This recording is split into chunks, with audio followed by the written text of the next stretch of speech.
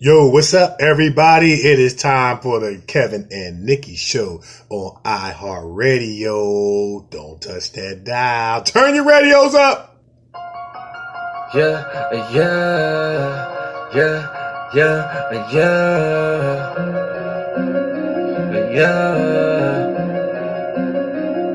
It's time for the Kevin and Nikee show. They gon' have it lit up.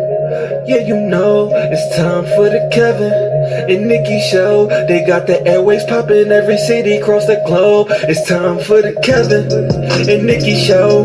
They gon' have it lit up.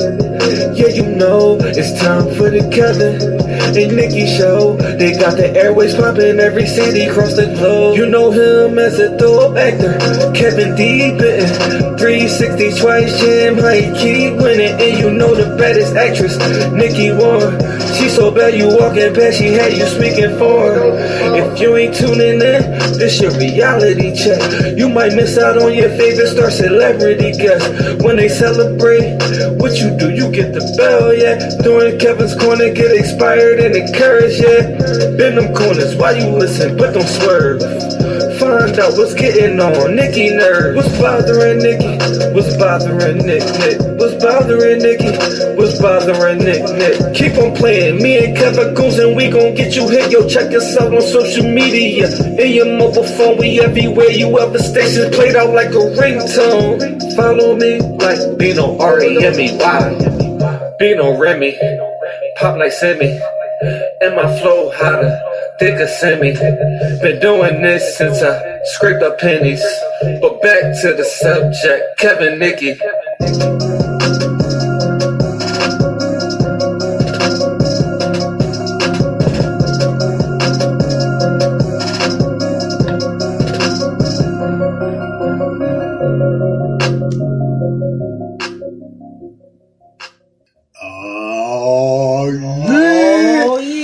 That intro never gets old, man. It never gets old. Yeah, that's what's up. Yo, yeah, man.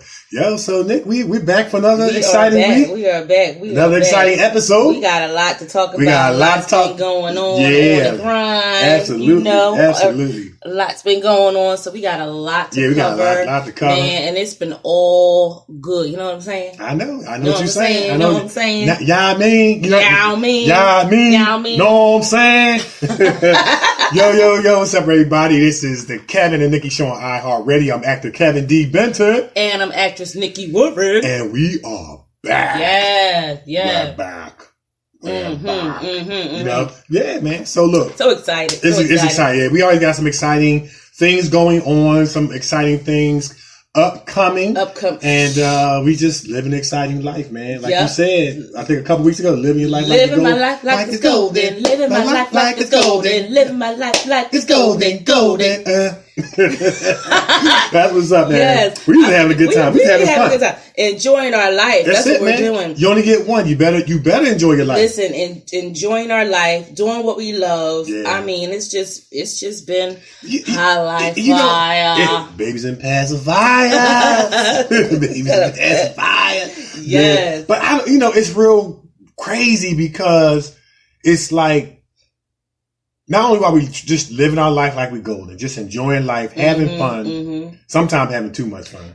I like when we have too much fun. Sometimes you gotta have too much fun. Ain't nothing wrong with that. Nothing wrong with it. You know what I'm saying? But it's all the, blessings that come with the journey. Yeah. And the privileges that we get being associated, connected, a part of this art called acting. And it's awesome, man. Yeah. I mean, we never know where it's going to take us. And that's in addition to the radio show. Yes, in addition. So we got the acting and the radio show merging, and it's just been a phenomenal combination, like Babies and Pacifiers, Peanut Butter and Jelly, Batman and Robin. Oodles and Noodles. Oodles and Noodles. I don't know if that last one fit, but still, Oodles and Noodles. No, Oodles and Noodles. I like it. Well, pork and beans and hot dogs. No, you're supposed to say baked beans first. Okay. Baked beans and hot dogs. It's still pork and beans. It's still pork and beans, but you know how that's how you traditionally say it. No, you don't. Yes, we do. No. Baked beans don't become first. No. they changed it to baked beans and hot dogs. But back in the day, Kev, you know it was pork and beans and hot dogs. Oh, it was pork and beans and hot dogs? Yes. Okay. Was that look like in the can when it had the little slab of fat? That's why they call yes. it? Oh, you're right.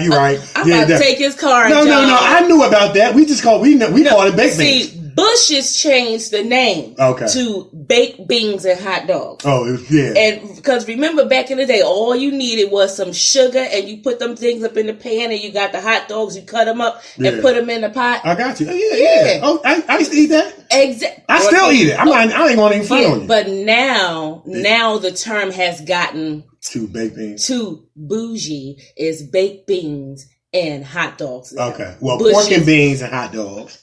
You know? Yes, pork and beans and hot dogs. Spam and mustard. There you go. It was a menu. Yes, with a little bit of syrup on there. Give that sweet, tangy taste. I got you. I got you. Come on. Well, whatever go together, that's how acting and the show is going together and all that stuff that we invite. And this has been fun, man. It really has been fun, exciting. It's been adventurous. And it's just such a privilege and a blessing to live a life of access and privilege. We get invited places that the average person don't get invited to. Yeah, we get to shake hands and take pictures with, stuff that the average person don't get to do. Yeah, and it's a privilege. And we count it as that. And the fun that we're having stems from thankfulness. Yes, it does. But listen, we all, thankfulness. We're just grateful, man. You got to be thankful and grateful. That's right. But with that said, we always got a lot going on. Yes, we gotta talk about it. We gotta talk about it. It's time for the many adventures of Kevin and Nikee. Woo!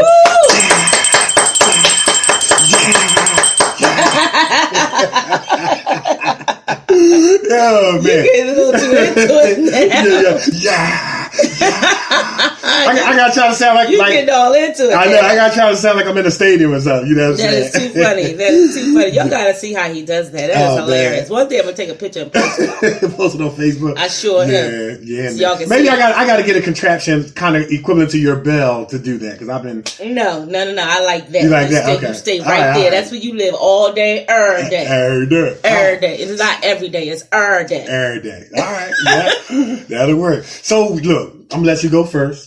Man, we got some stuff to talk about. We can go together on this. All right, we're going. I'm gonna let you start it off. I'm just gonna bounce this because it's been like awesome. We're going to start it off with. Oh my God, what we started off with? It's just been so much. So let's start off with emergency landing. How about that? Where it landed. How about that? We get the best. Yeah. How about that? Listen, I was completely shocked, because I did not know that Prime Video was bought by Comcast Xfinity X1. Yes, sir. It's the same old Comcast. Right. And your brother and your sister are up on it. That's right. Emergency Landing dropped on Prime Video, which is now bought by Comcast. So guess where we living? We living on demand. Yes, sir. And you can see us anytime you want to. That's right. Check us out. Emergency Landing has landed on Xfinity X1. Yes. Prime, Amazon Prime. On demand on Comcast. Yeah, and I'm fitting to tell you, you are in for a treat because real good movie. Your boy here is the star of the film, and he puts his thing down, and I'm telling you, he is not an award-winning actor for nothing. You guys are going to see why he is an award-winning actor, because he puts his thing down. I got it going on too, but your boy here, I'm telling you, you're going to enjoy it. It's something you're going to enjoy. You're going to enjoy it. Thanks so much, Nick. You're going to enjoy it. I give credit where credit is due, and I'm trying to tell you, you do your thing up in this film. I appreciate that. I really thank you for that, and definitely got to give a shout out to director Ra1ny Da3. Yes, man, who gave me an opportunity, man. He gave all of us an opportunity, and when I was transitioning from background actor to principal actor, he gave me a role in the Christmas movie, the gift you forgot to open. And you did your thing in that one too. And I almost want to say I accidentally got nominated Best Supporting Actor. Yeah. You know, that was my first principal role.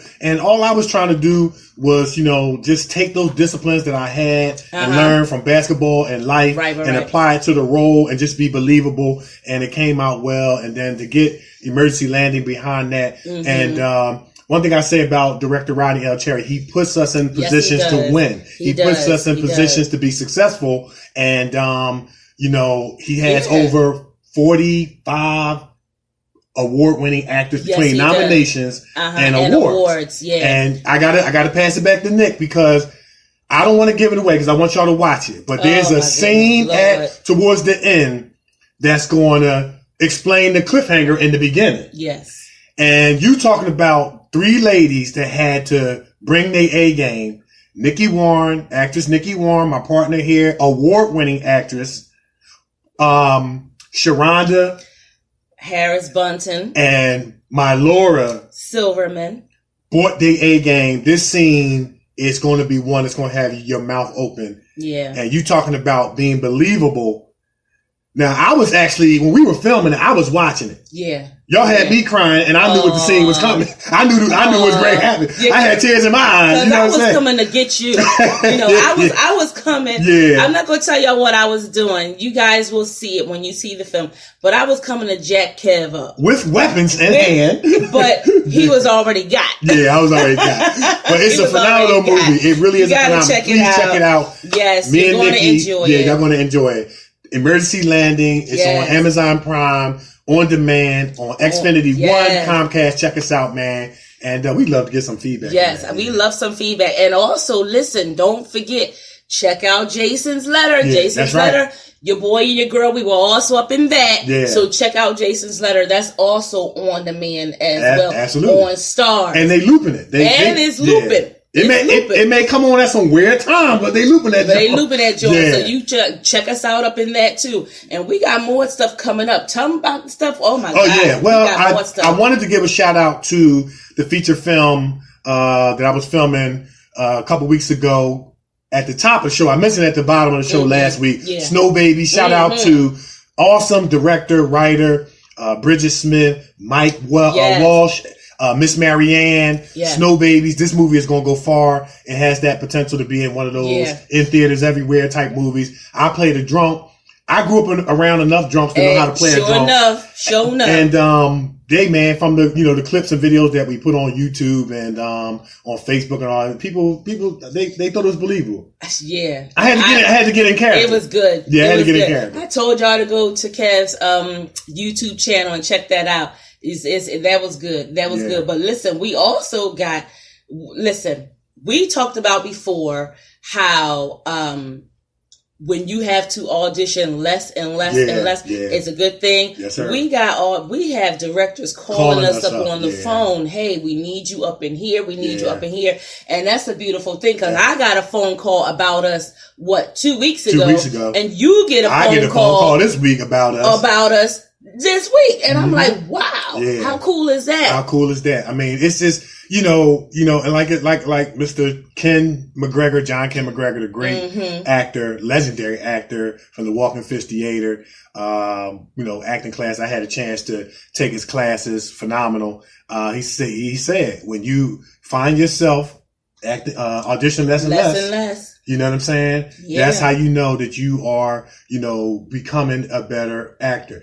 Mr. Ken has trained under the model of Harvey Keitel, legendary Harvey Keitel. Yeah. You know what I'm saying? Yeah. This is somebody that has been in X-Men, The Hurricane with Denzel Washington. I mean, he's a legend. He's a legend. And that was awesome advice. And me and Nikee are auditioning less and less. And it's a blessing when a director can call you up and they shut down casting for your character because they called you up. Because they called you up. And it's an honor. It really is an honor. It's an honor. And then, we got to talk about the Ra1ny Da3 Blossom Awards. Oh, it was phenomenal. We walked away with some awards and it was just awesome. It's crazy. I mean, the food was great. Everybody looked phenomenal. Yes. Red carpet, taking pictures. Yes. The award show was professional, organized, structured. It was phenomenal. Nikee and I walked away with some awards, so we are officially multi-award winning actors. Man, yes. that got a ring to it. I love it. Hey, I like the title. I love it. Because we ain't going nowhere but all the way up. Nothing can stop us. All the way up. So, love it. Yeah, we go all the way up, man. It was just great. And congratulations to Ra1ny Da3. Everybody that got an award. Yes. And even for those that didn't get an award, you're still a best actor, best supporting actor. Yeah. You're still phenomenal, great, and awesome in your own right and what you bring through the arts to the world. Yes. And, so we understand that sometimes that can be disappointing for people who want to win. But just to be nominated, that's an award. That's an award. That's an award too. And I was talking to a director. They said some actors go a lifetime without even getting nominated. Yeah, they do. And, to get nominated is phenomenal. But then to actually win and to be classified as a multi-award winning actor, it truly is an honor. Me and Nikee, we got cast for TV series, Lifetime of Harmony, and it's going to be on Up TV. All the way up. Yes. Yeah, we get the bell. And that Guess who's on the tizzy? Yeah, and that's major distribution. That's major distribution right there. Up TV. Yeah, so we're looking forward to that. And, we always stand on the grind. Got upcoming table reads and stuff like that. But I definitely wanted to make sure I put Delaware Shore, multi award winning feature film Delaware Shore in select theaters beginning December 21st through the 27th. Nikee and I are in the movie. It's going to be one in LA. It's at the Arena Cinelag Sunset, 6464 Sunset Boulevard, lobby level, Hollywood, California, 90028. December 21st through the 27th. And then on December 28th, it's going to be in New York City. It's at the prestigious Cinema Village, 22 East 12th Street, New York, 1003. December 28th, 2018 through January the 3rd, 2019. And we looking forward to going to the premieres. It's going to be all that. It's going to be all It's going to be nice. Listen, y'all come on out and go with us. Y'all come on out. In New York, come on out and see this movie. It's good because I'm telling you, people are saying that this director, Raghav Perry, is along the lines of M. Night Shyamalan. I'm telling you. Absolutely. Be on the lookout for this director. He's hot like fire. He's hot like fire. Yes, sir. So, and all of our listeners out in L.A., make your way to the theaters, man. Come out and support this movie. It's phenomenal. It's getting rave reviews. It is.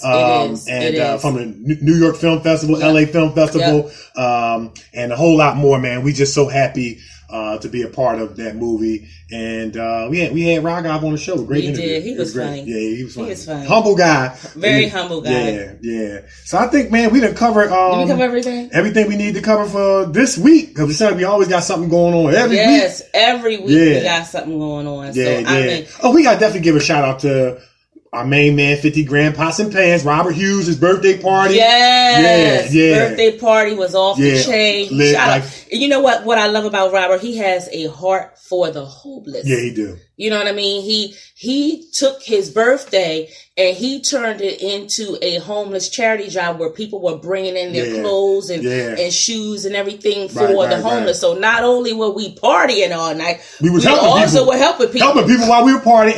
And also there was a component where you could even drop off toys for kids. Yeah, toys for kids. For Christmas, man. Yes. So you gotta love somebody, man, that has understood that, life is about helping others and giving back. Yes, and for those who don't know who Robert Hughes is, he is the awesome director of the hit show Mob Diaries coming out of New Jersey. And we up in that too. Yes, so listen, stay tuned for that. Yes, sir. Stay tuned for that. I play Davey the Hitman Brighton.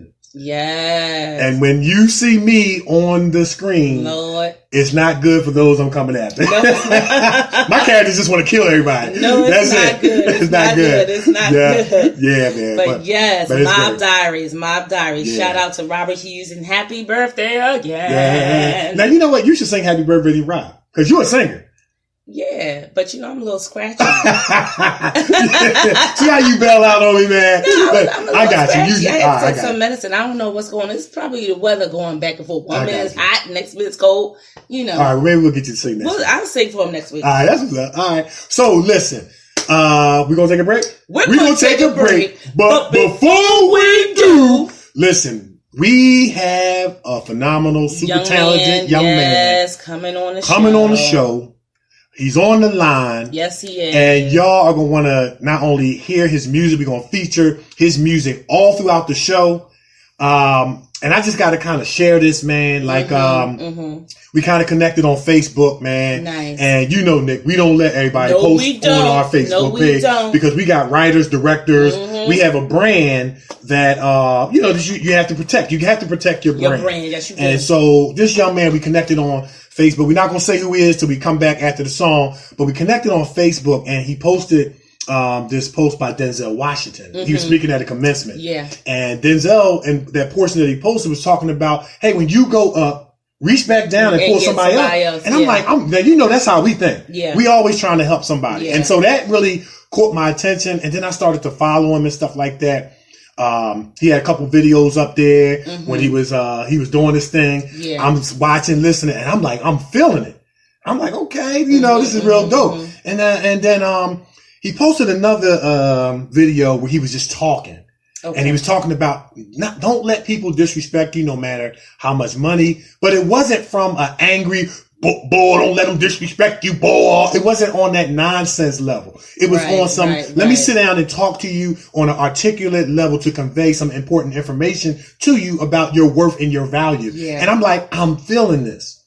You know what I'm saying? I'm feeling this. And, of course, I was letting all that tag on my wall. I was co-signing, supporting it, giving it love and all that stuff, man. And then I had the opportunity to hear a couple of his songs. Nice. I'm not going to say just yet. We'll let him know when we play it. Right. But he got some dope songs on it. Yeah, maybe can we get a title one? No. Oh, we like okay. Because we ain't gonna give it away. We gonna let him talk about it when he come on the show. Because I want to talk to he's a young artist coming up, and we want to just talk to him about his music and his journey. Yeah, and his journey. But he's dope, man, and I can see him. I can definitely see him going all the way up. Yeah, going to see all the way up. Yeah. So it's the Kevin and Nikee Show on iHeartRadio. Wait. What I miss? 1 minute. What I miss? He sang. I know he rap. Don't ask him. He's not singing Happy Birthday to you. But do he say, wait a minute, it's my birthday? No, it was your birthday 4 weeks in a row. He's not singing. You get people to sing Happy Birthday. Maybe he could get like a little snippet of it. Well, maybe he can put together a rap for your birthday. Yeah. Next year, though. Come on. Next year. Yeah. But anyway, it's the Kevin and Nikee Show on iHeartRadio. We on iHeartRadio all around the world. We're everywhere. We'll be right back. Don't go nowhere. Don't touch that dial. Yeah. Rainy Dae. Made them look soft, now they calling them down. I took his girl, took him down to the county. Kept talking mess on his head, put a bounty. Yeah. Shot at North Star, yeah.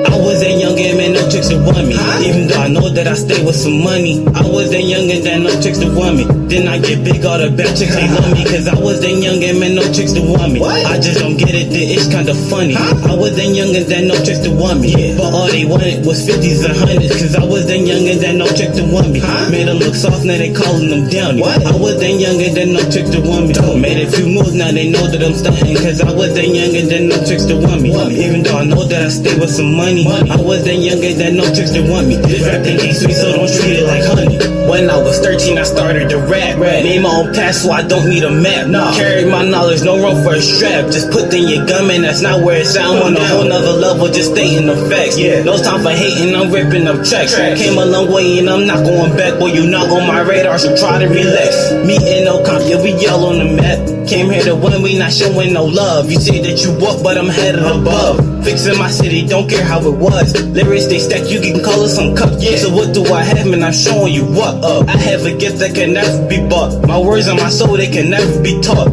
Looks are deceiving, I'm not what you thought. As for my dad, told me rap's not a plan. Told me get real, I'm becoming a man. I look back at him, said what's in my hands. Saw something different, not here to make friends. I'm something big, he just don't understand. Look in the crowd, I'm just counting the fans. They look at me, they waving their hands. I was that youngin', man, no chicks to want me. Even though I know that I stay with some money. I was that youngin' that no chicks to want me. Then I get big, all the bad chicks ain't want me. Cause I was that youngin', man, no chicks to want me. I just don't get it, the itch kinda funny. I was that youngin' that no chicks to want me. But all they wanted was 50s and 100s. Cause I was that youngin' that no chicks to want me. Made them look soft, now they calling them down. I was that youngin' that no chicks to want me. Made a few moves, now they know that I'm stuntin'. Cause I was that youngin' that no chicks to want me. Even though I know that I stay with some money. I was that youngin' that no chicks to want me. This rap thing ain't sweet, so don't treat it like honey. Snap on a beat, I'm not playing no more. I'm taking over, let them know that I can. Turn dreams to reality, these photos who doubted me. Look at my magic like I'm Peter Pan. Boy, I wanna go gold and I wanna go platinum. I'm talking real metal, not talking no camp. Got no expectation, but the time that I waited to get where I'm at, boy, you gon' know my name. Building my legacy, know they can't catch me. No comments on the side, you know they can't touch me. Bars like a prison cell, know they can't arrest me. No, I'm not better, but I know you can't best me. Chop me like a button, but I know you can't press me. Flows ice cold, you can come away and grasp me. Melt down the ice, turn up pose into a wet sea. Play you like chess, but I know you can't check me. I was that youngin', man, no chicks to want me. Even though I know that I stay with some money. I was that youngin', that no chicks to want me. Then I get big, all the bad chicks ain't want me. Cause I was that youngin', man, no chicks to want me. I just don't get it, the itch kinda funny. I was that youngin', that no chicks to want me. But all they wanted was 50s and 100s. Cause I was that youngin', that no chicks to want me. Made them look soft, now they calling them downy. I was that youngin', that no chicks to want me. Made a few moves, now they know that I'm stuntin'. Cause I was that youngin', that no chicks to want me. Even though I know that I stay with some money. I was that youngin', that no chicks to want me. This rap thing ain't sweet, so don't treat it like honey.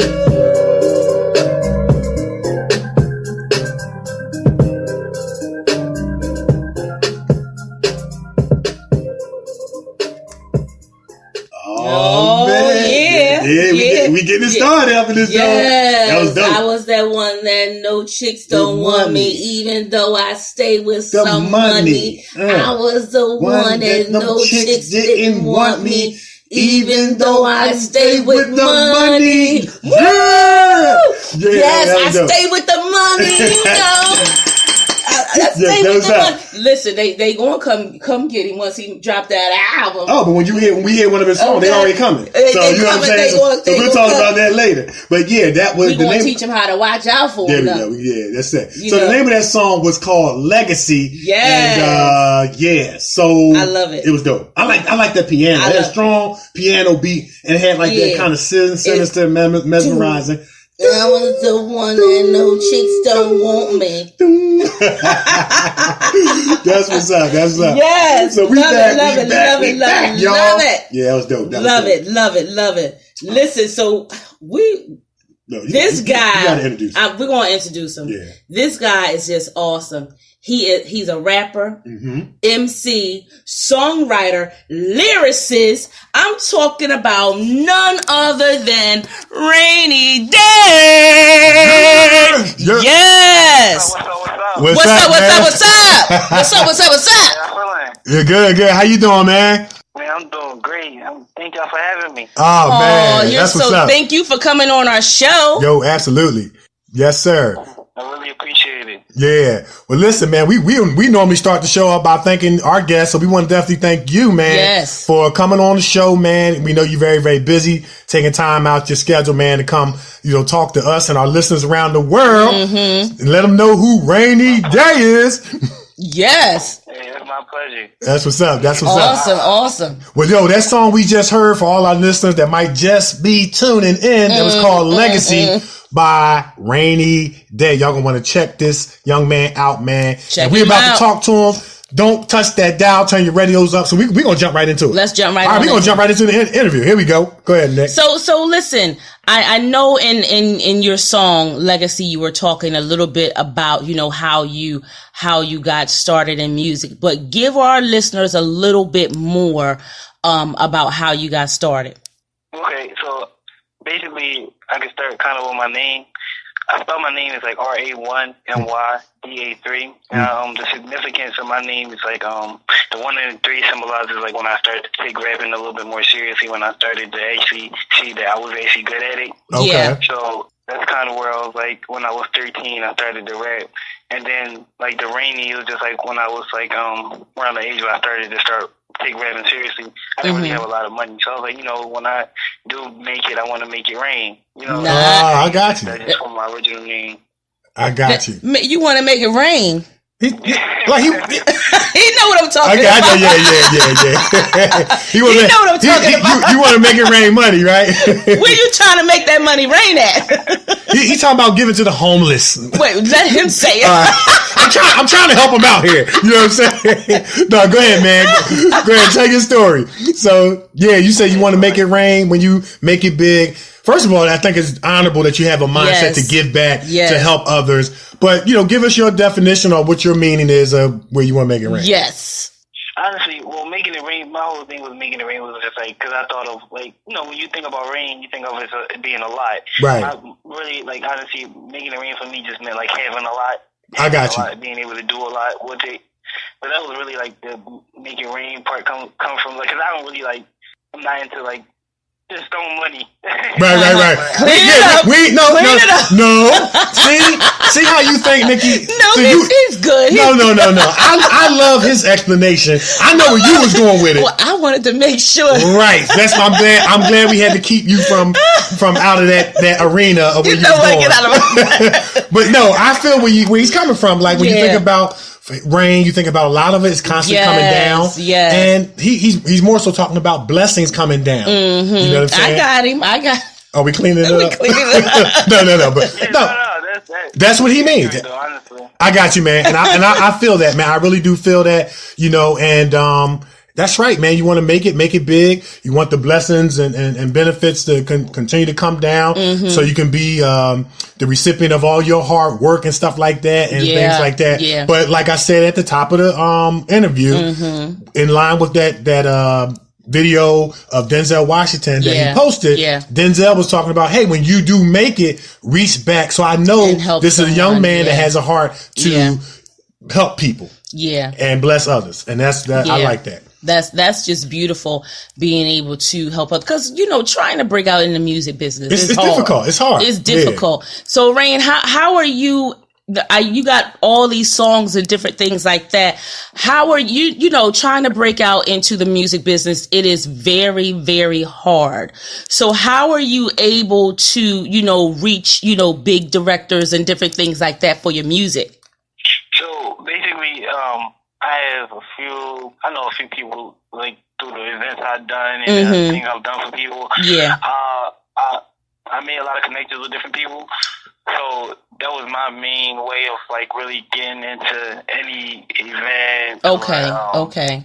Productions, anything really, because it's usually I'm contacted through the people that's hosting things because my name is getting around more and more. Nice. Being on radio stations and different stuff like that. Nice. Absolutely. Nice. Yeah. And that was one of the things that I saw, following you and stuff, that had a chance to, watch some of your performances, and I mean the crowd was feeling you and all that stuff. So tell our listeners, where did you glean your style? I mean, you're the one and only in the first Rainy Dae, but I think every rapper kind of had one that came before them, whether it was a Tupac or Biggie that they kind of gleaned from, or a P&B Rock or somebody. Where did you kind of glean your style from, or maybe took some encouragement or inspiration and then kind of created your own to come up to be the first Rainy Dae? So honestly, I would say DMX. Okay. DMX music. So like a lot of people, really wouldn't think, because of the way I rap, I took from him, but like I love the way that he switches his flows so much. That's why I do it myself. I switch my flows a lot. Okay. But the way I rap, like I don't use any profanity, because I got to a point where I was like, yo, everybody using it. So if I do something different, maybe people will like it. And there's so many words in the vocabulary. Why I just use curse words? That's like kind of like limiting. So I would say DMX. Man, listen, I love that. I love what you just said. I love that. And guess what? From a psychology standpoint, they said it takes less intelligence to use profanity than it does to use regular English. like that. I like that. And I'm gonna say this: you're just as effective without all the profanity. You sure are. As the ones that feel that they need to. And we're not knocking nobody's style, but I'm just letting you know your rap, your music is effective. Even without all the profanity. I like that. I like that. I absolutely. like that. Appreciate that. Yes, sir. Now, we've been fortunate to have a few artists, rappers on our show. Rel Jerv, you know, one of them, shout out from the 4. Yep. So, you know, the 4 is this show where it gives artists, musical artists, a shot. Have you ever thought about going on the 4? Well, honestly, a lot of people is telling me I should. It's kind of like hard to get, like, my manager, he's not in America right now. So it's kind of hard for me to be able to do those kind of things. I might actually look into getting a new, like, temporary management. But it's kind of hard for me to get to, like, those kind of shows. I don't really know who I would have to go to, you know, where I would have to go, honestly, to be able to, like, audition or, you know, get, like, somebody to pitch me to the show. I got you. So that would be something I had to work on a little bit more to do, but I definitely would consider it. All right. Well, look, you know what? You run into the right 2 people then. Sure have. You know what I'm saying? You run into 2 award-winning actors and actresses who are connected in the industry. We had Saheed from the 4 on our show. We had, like as Nikee said, Rel Jerv. And so, you know, we'll do whatever we can to make sure you get on. Yeah, get you information or, you know, pitch you or whatever.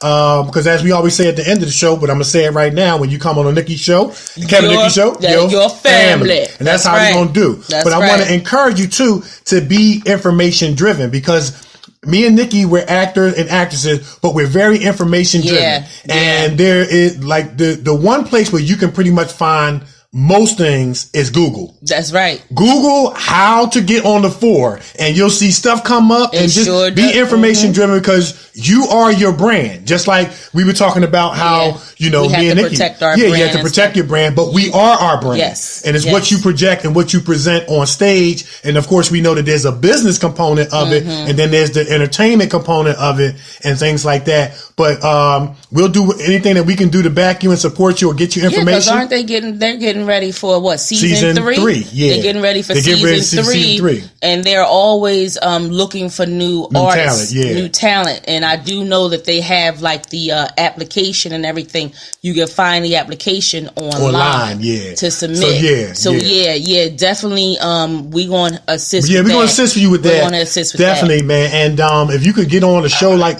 Yeah, absolutely, man. Most definitely. Assist with that. Yeah, man. And if you can get on that, that'll be you talking about major exposure. Major exposure. Yeah, that's major exposure. They come on CW? No, that comes on Fox 29. That's Fox right. 29. I'm supposed to know that. Yes, you should. Yeah. But major. I'm talking major exposure, because you got Diddy is on there, one of the hosts, Megan Trainor, and DJ Khaled. And you know they're really good. So that's major exposure for you on that show once you get on. And like people tune in every week, and I'm one of them. I'm one of them. We're 2 of the people, main people who tune in every week to watch the show, because like I said, some of the artists be on our show. Right. So, and we got the prequel from Rainy. So when he get on the 4, we're going to bring you back on the show.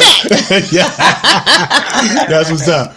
Yeah. I'm looking forward to it. I really am. And I really appreciate everything. That most definitely. Yeah, we're man. definitely going to assist you in that area right there. Most definitely. Because they be up in New York, right? Yeah, I think it's in New York. So you ain't even got to drive far. That's a train ride or a car ride. Right. You will get there. Trust me. That's it. You will get there. Yeah. And let me ask you this. Like you talked about how you have a manager and things like that. Do you have the kind of, I want to say, contractual agreement where you are allowed to, you know, try to get your own gigs? Because some people have agent setups or manager setups where the manager and agent do everything. Yeah. And they kind of can't get their own grind. Right. You know, Nikee and I as actor and actress, we'll always have a setup where we do our own grind, because we love that part of the journey. So we don't want to give the whole thing to anybody. We want to be able to do some things on our own that gives us the freedom to like move around without feeling like we're in a box with somebody. Right. So are you able to like book your own gigs as well, and you know, try to solicit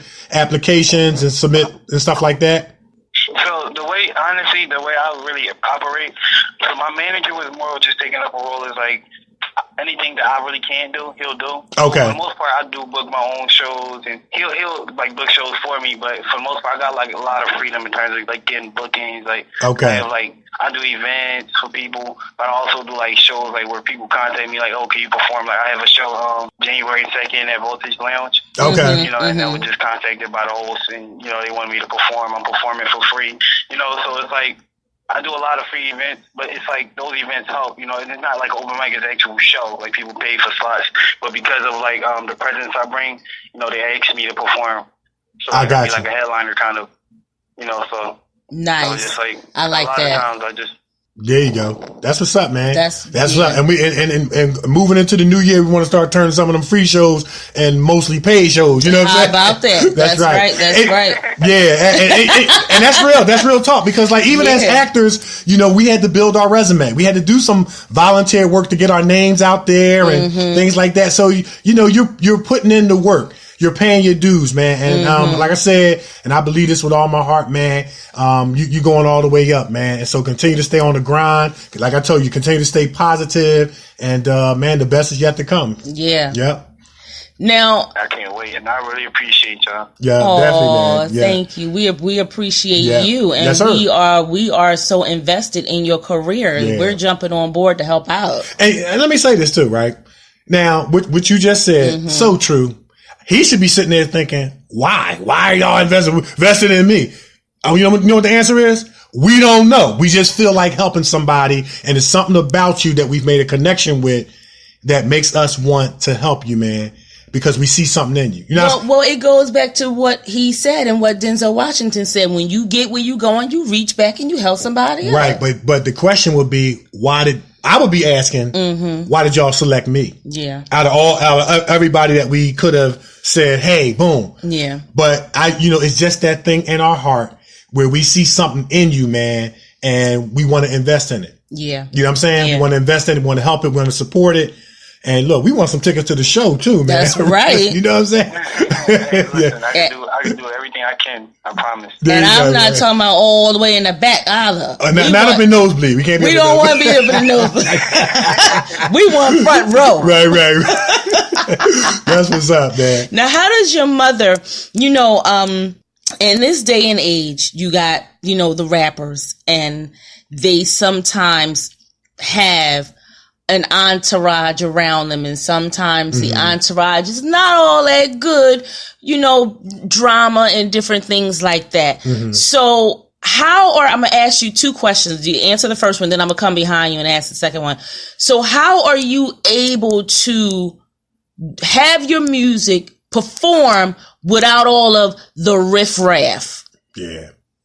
So honestly, I can just start by saying I don't make enemies with people. Okay. Good. Like, I kind of keep it positive. I like to keep a lot of positive people around me. Like, honestly, my manager did a lot of that for me. Like, if a person wasn't like positive before, like I was around my manager almost like all the time. Okay. Like, if a person wasn't like, they wasn't in the right headspace, he would definitely tell me, like, even after we met him, you could tell, like, within the first 10 minutes, like, who a person really is. Because their energy, and my manager was real big on that kind of thing. So, from the start, he would tell me, like, all right, no, this is not the person you should be around. We isolate ourselves away from, like, certain people because, a lot of people bring, like you said, drama. And that's pretty much how I did it. And I'm real good at that, too, because, I see how people act, and I can tell how people act towards when they see me doing something good. Yeah. How they going to react when I'm doing more. Right. I've had friends that I've known him. I know one of my friends for maybe 3 years, and so I started to get a little attention. He pretty much said he didn't want to bang with me no more because he thought I was going to change. But I guess some people just not meant to be around. Yeah. But I just take it all as a lesson. There you go. Nice. And that was just such a positive approach to a positive perspective, and that's awesome, man. And the thing about it, man, 2 ways that you can find out who your friends are, who's real, is when you are going through a storm in your life or when you get a blessing. And I like what you said, how you're able to say, hey, this person just wasn't meant to be. He get the bell. Yeah, he get the bell for that. He get the dub for that because some people just keep them around, knowing that they're leeches. Right, just keep them around, and all that negativity, and because that reflects on you. Right. You know what I mean? Absolutely.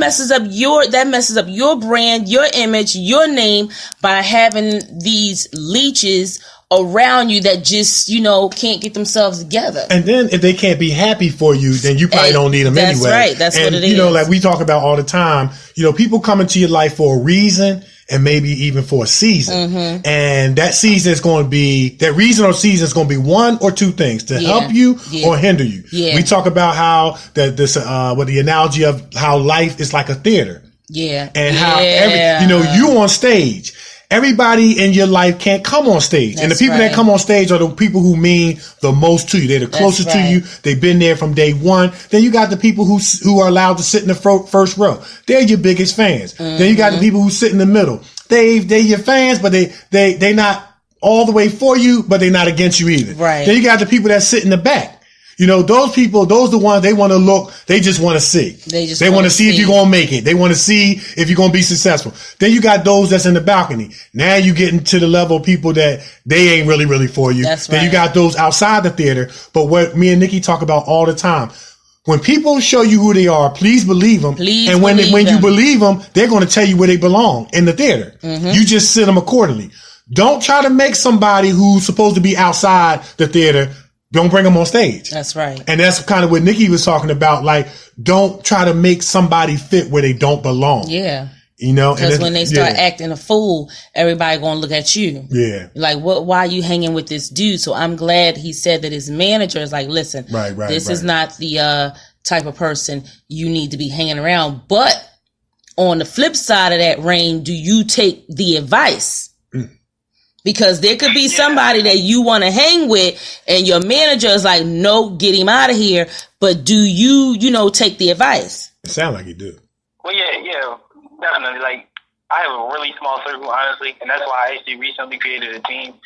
I try to distance myself from a lot of people that, get into a lot of drama. I don't like being I'm not like the party scene type person. I do go to parties because, I do a lot of performances, but I'm not into getting into all the different stuff that people get into. So it's I be myself, honestly. I don't try to be somebody I'm not. Right. So that helped me a lot with isolating myself from the people that shouldn't be around me or I feel shouldn't be around me or just not the right people to be around. There you nice. go. That's it right there. That's what's up. That's it right there. Yeah, and I wanted to ask too, man, you have a lot of rap music out here, people rapping about stuff that they really not about. Mm-hmm. Then you got people rapping about stuff that they are about. What influences how you tell your story? Because you have that kind of collaboration between entertainment and wanting to sell albums and stuff like that versus reality. What influence how you rap your story? So honestly, my main influence is I usually just write about what's going on. Okay. My most recent song I just released, it was called sheain'tright. That song was literally about it was this girl I tried to talk to. Okay. She didn't like me until she saw who I really was. Nice. I did a live show, and I literally said one of the lines in the hook was she didn't want me, now she wanted to dance with me. And when I did a live show at my school, she was in the front dancing with all her friends. And it was just you didn't really like who I was until you saw who I really was. Right. I was all right, let me write about that. There you go. I like that. And after the interview, that's going to be the next song we're going to play. And since you put it out there, that was one of my favorites. I already told her that was one of my favorites. She didn't want you, but now she see who you are. But now she want to be all up in your face. But you know what, man? I mean, I want to talk about that, but go ahead. Yeah, because and we kind of talked about the relationship stuff last week. But I told Rain, I said, man, yo, that was one of my favorite ones. But it not only was the lyrics, it wasn't the beat, but I was able to connect with that experience as well. Nice. You know what I'm saying? I was that dude that, they didn't want to give you time of day. Then they saw me dunking a few basketballs and I was in the paper and all that stuff. They was like, hey,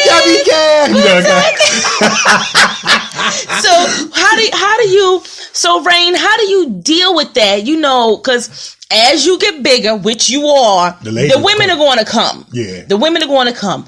So how do you differentiate between who is serious for you and who just want the pockets. That's right. Well, honestly, right now, I do have a girlfriend. Okay. So, yeah. So it's like, my main thing was like in high school, like, yo, I want to just get a girl before I graduate so I know who really want me. But I'm like, you know what? They'll come to me. Right, the person will come to me. So I was patient and, I found somebody, thank God. And it was just like, this person had been with me. So it's like, I definitely found the right person. And I think I could see me with this person for a long time, honestly.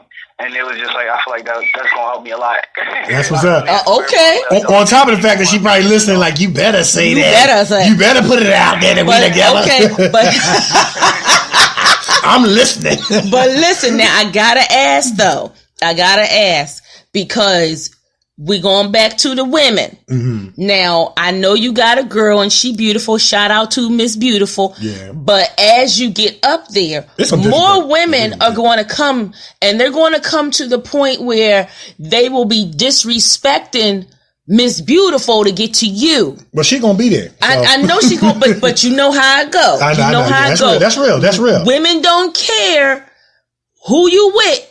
They want to try and get in there. Most women. Some women respect some women, but a lot of women don't. Yeah. And then you have the brothers. I'm just going to say it. Some of the brothers act like they don't see it. Mm-hmm.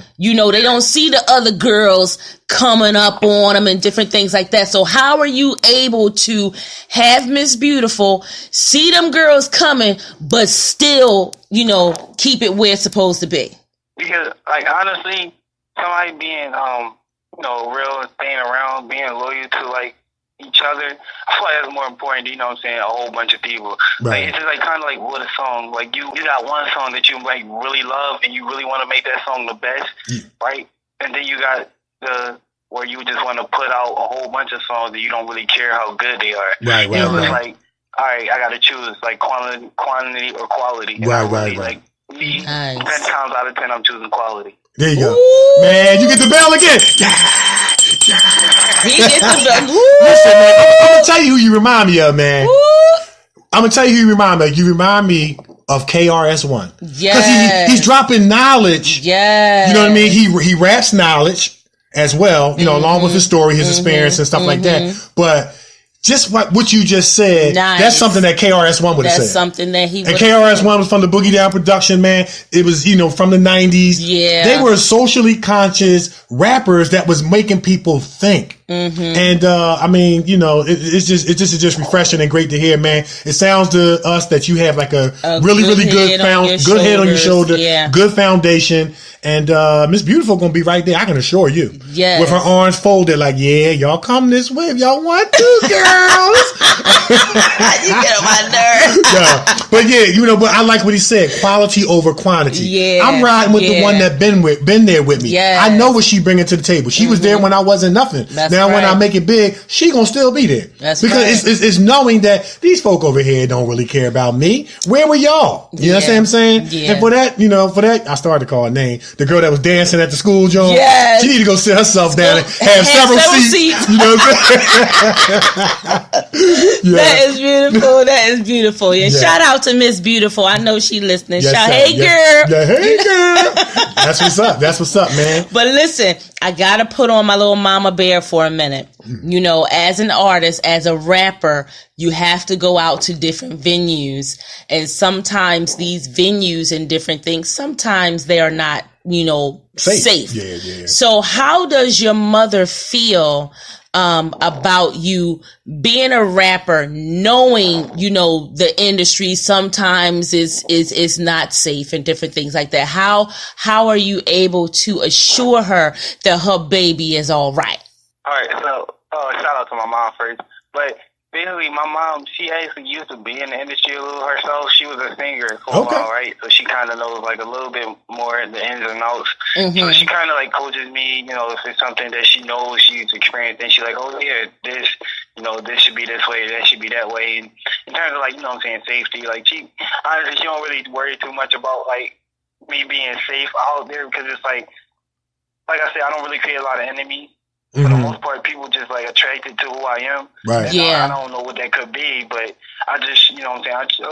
I try to stay out the way. I don't really do much. I don't create enemies with people. I don't really argue with people. You know, it's not really any like differences between me and other people. So it's like my mom, I usually don't really have problems at all. I got you. Does she go sometimes to the different concerts with you? Oh yeah, definitely. Like, good. Okay. Like maybe 8 out of 10, she'll be there. There you go. Nice. That's what's up. Sometimes she's busy. Now you said something. You said people are attracted to you. I can definitely see that because it's kind of like when I had the opportunity to watch you, some of your videos, watch you speak on some of your video. It was like we got to help this brother. I called Nick up. I was like, Nick, you got to hear this young man. He rapping. Mm-hmm. I called Nick up. I started emailing her some of your links to your stuff. And Nick, and Nick, we kind of old school. Me and Nikee kind of old school. Mm-hmm. You want to say old school, old head. You know what I mean? Like we come out of that era in the 90s where they was rapping about who threw the best party, the best DJ, who could rock the party, who had the best MC. Nobody got shot, stabbed, slapped, or stomped on the ground. Mm-hmm. You know what I'm saying? And that's what we were used to. And so, when we kind of come in contact with the hip hop and stuff, we zoom in because we want to hear if they shooting the baby mama and the baby stroller. We don't want to hear all that stuff, man. You know what I'm saying? And I'm not against entertainment. I do feel like there's a responsibility. I think we all have a responsibility to be our brothers and sisters keeper, even though it's art and entertainment. Yes. You understand what I'm saying? Because you got a lot of young people out here that can't separate real from entertainment. That's right. You know what I'm saying? Right. And, some years ago, I had the opportunity to run into Busta Rhymes, limo driver. And, he was saying that it's just entertainment. Mm-hmm. You know what I mean? Mm-hmm. Quiet as kept. A lot of rappers got their degrees from colleges. Yeah. P. Diddy got his degree. Yeah. Run DMC had their degree. I went to John Hopkins University. You know what I'm saying? Yeah. So it's like, there is that responsibility. Talk about that responsibility, even as an artist. It is entertainment, but that responsibility to be a role model, to, hey, maybe drop some, like you're very, very positive in terms of our youth. Talk about that. So yeah, like honestly, and that really is kind of one of the main reasons that I don't use profanity. Okay. I got younger sisters and I got younger cousins, and I just, I've heard the music that they listen to, and I'm like, all right, maybe somebody should do something different. Right. And like, I was just like, it just, I feel like if people took more like ownership of the kind of stuff that they talk about, a lot less violent stuff will be happening, honestly, because it's like a lot of times, like you said, there'll be artists that talk about it, don't live it, but the people that listen to it might try to live it. Right. So it's like you putting that in the atmosphere and it's like it comes back. You know what I'm saying? But it might not come back to you. It'll come back to the person that's listening to you. Right. And it's like, all right, I can affect what people, like how people feel during the day. Like I've had people tag me. Like, my younger sister actually earlier tagged me in her story on Instagram, listening to my new song, and she was like, this is Saturday mood. And I'm like, I'm glad people feel like that. And like, I had my younger cousin singing the song, like, they, like, and they just was like, I could tell that they felt inspired, because they really was singing it, like, they knew every word, and they was, like, passionate about what they were saying. And I was just like, it's crazy. Like, I have a voice. And a lot of people should realize, like you really have a voice, and if you're using your voice right, please use it for the right reasons. Ooh. You get the bell, dog. He get the bell. That was well put. That's very well said. Very well said. Well put. And very well said. Now, because the first thing I said to you was, is he calling people bees and hoes? Yeah. And I said, is he calling people bees and hoes? That's all I want to know. And here's the thing, though. It was like I was like the first filter. I'm like, if you can make it past Nikee, you on the show. You know what I'm saying? Like, listen. Because me and Nikee, we the type to be like, all right, here they go with that hippie hot stuff again. You know what I'm saying? Like, we old school like that. But when I heard your music, I was like, Nick, you got to hear this young man. And I'm going to tell you straight up, and I mean this literally, I played your song, sheain'tright. I might have been reliving a moment, too. I played at least 20 times, man.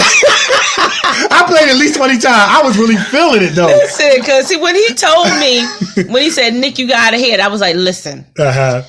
Is he calling people bees and hoes? Right. That's all he was. was. If he calling people bees and hoes, the answer is no. I said, no, you just listen to it. You know what I mean? So I checked it out and I loved it. I was like, yeah, let's go for it. Let's get him on the show. Yeah. Now, you got a video. He watched the video out. It was on YouTube.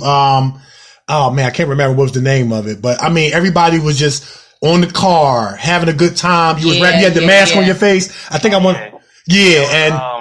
it was Sideshow, that's what it is. Okay. And we're going to play that song too. Yes. But I watched the video, man. I was really, really feeling it. Had an excellent vibe. The kids was having a good time.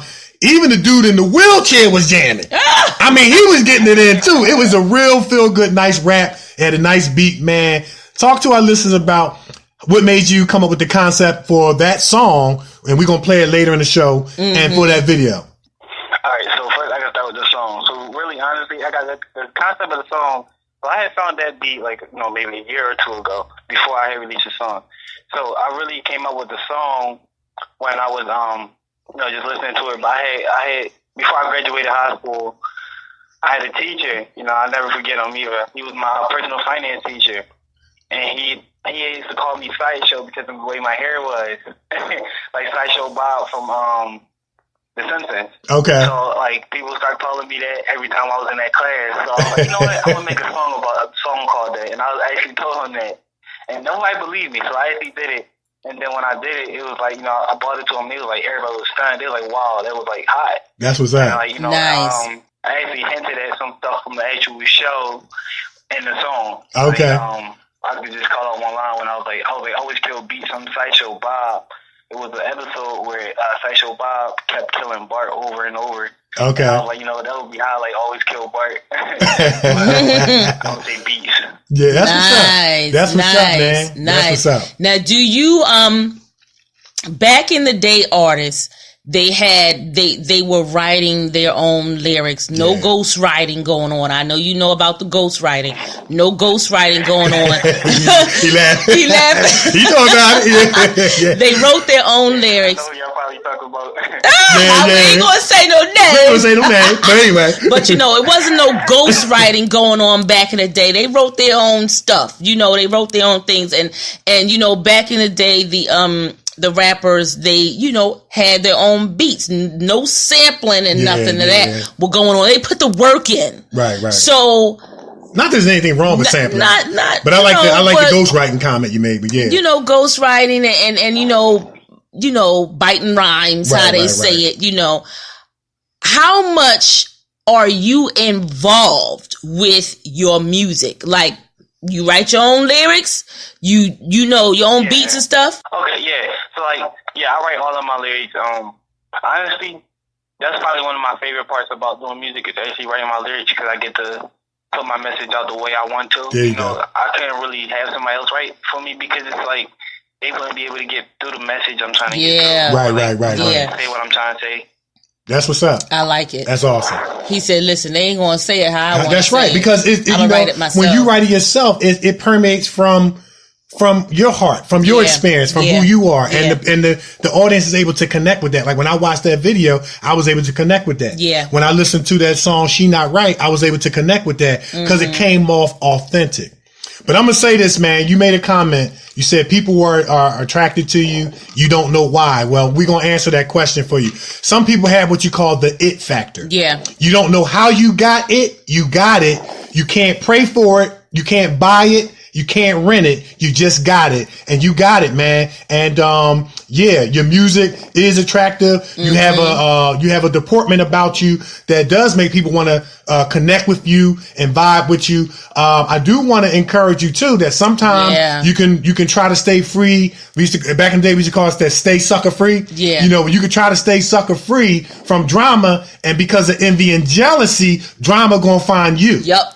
And so, we just want to get you to be prepared that while you minding your business, trying to touch lives, writing your lyrics, rapping, doing your video, somebody going to look at Rainy Dae and say, that boy think he all that. Cause it's always going to be somebody. You know what I'm saying? Always going to be somebody hiding out in the pocket like a sucker, like they do. Yeah. And so we just want to encourage you, man. Keep going, stay positive, and any help and support that you need, man, we here.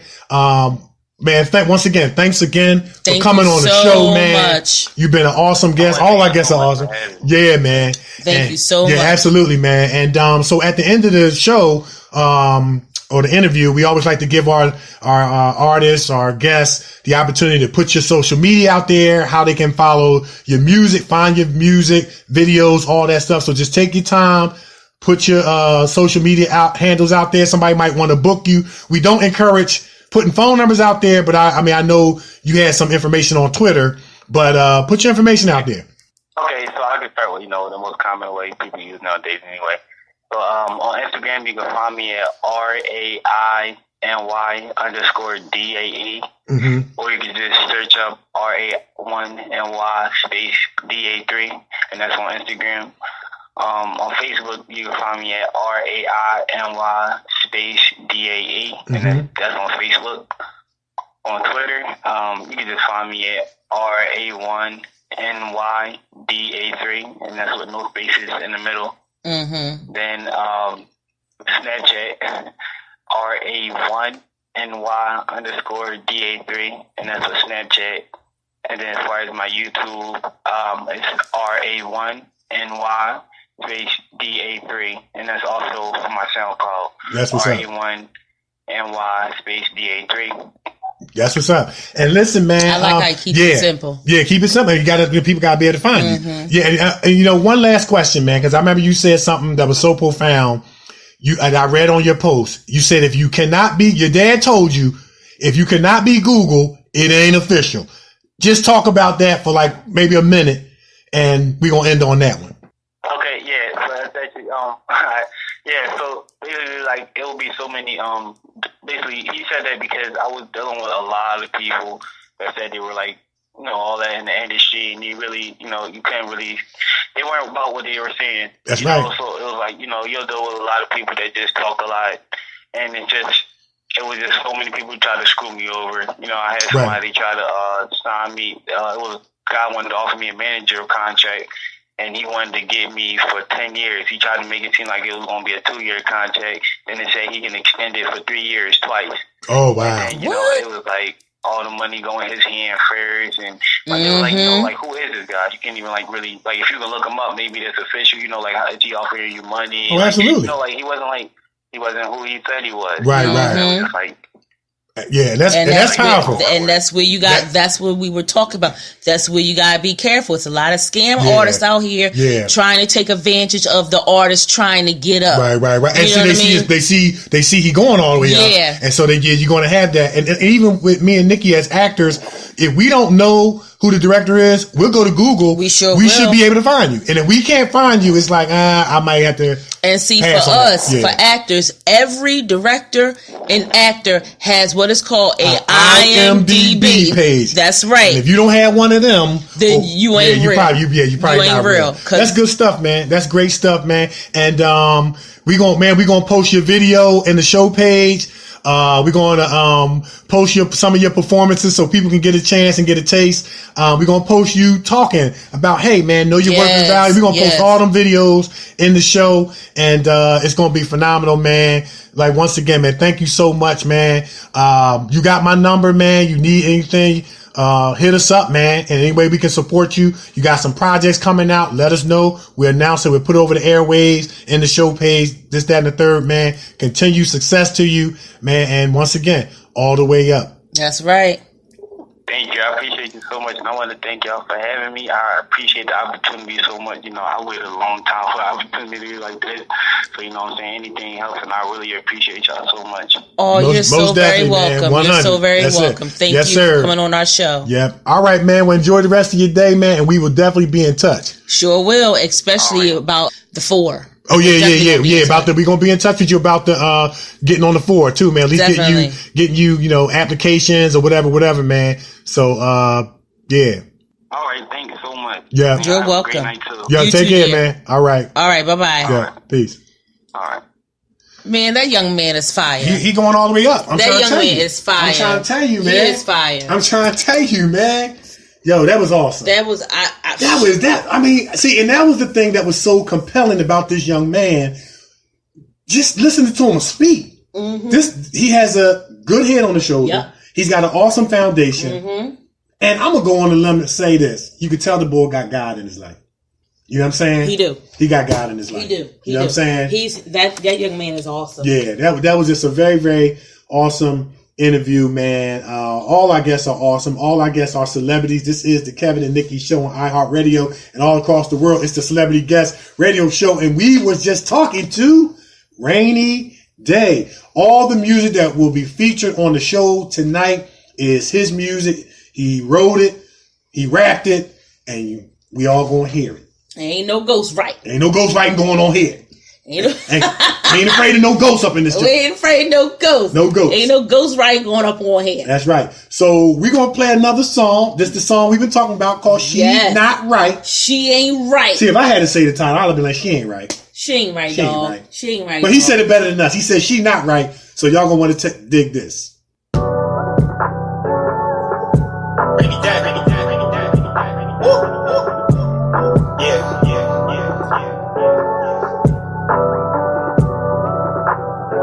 Like how they go crazy. Yeah. Okay.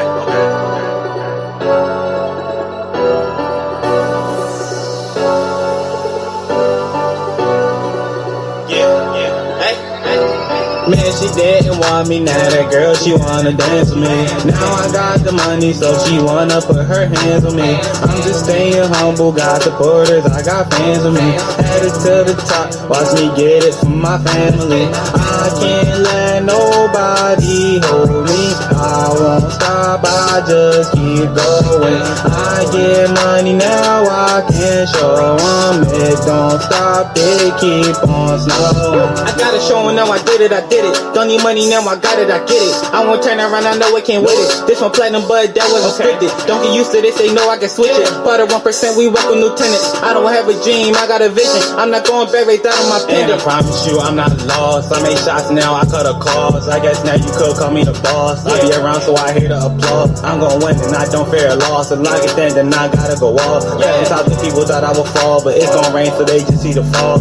These people get money and they wanna flex. Don't let it get to you, I'm still the best. But I'ma stay humble right there on my chest. Play on my cards, but I got the whole deck. I'm just gonna kill it, gonna pay my respects. The way they be watching me breaking their necks. I'm going up and I don't need a rest. The 52 comments, I'm one of the legends. I won't let nobody stop me. People hate, but they just watch me. I'm on top, I feel like Rocky.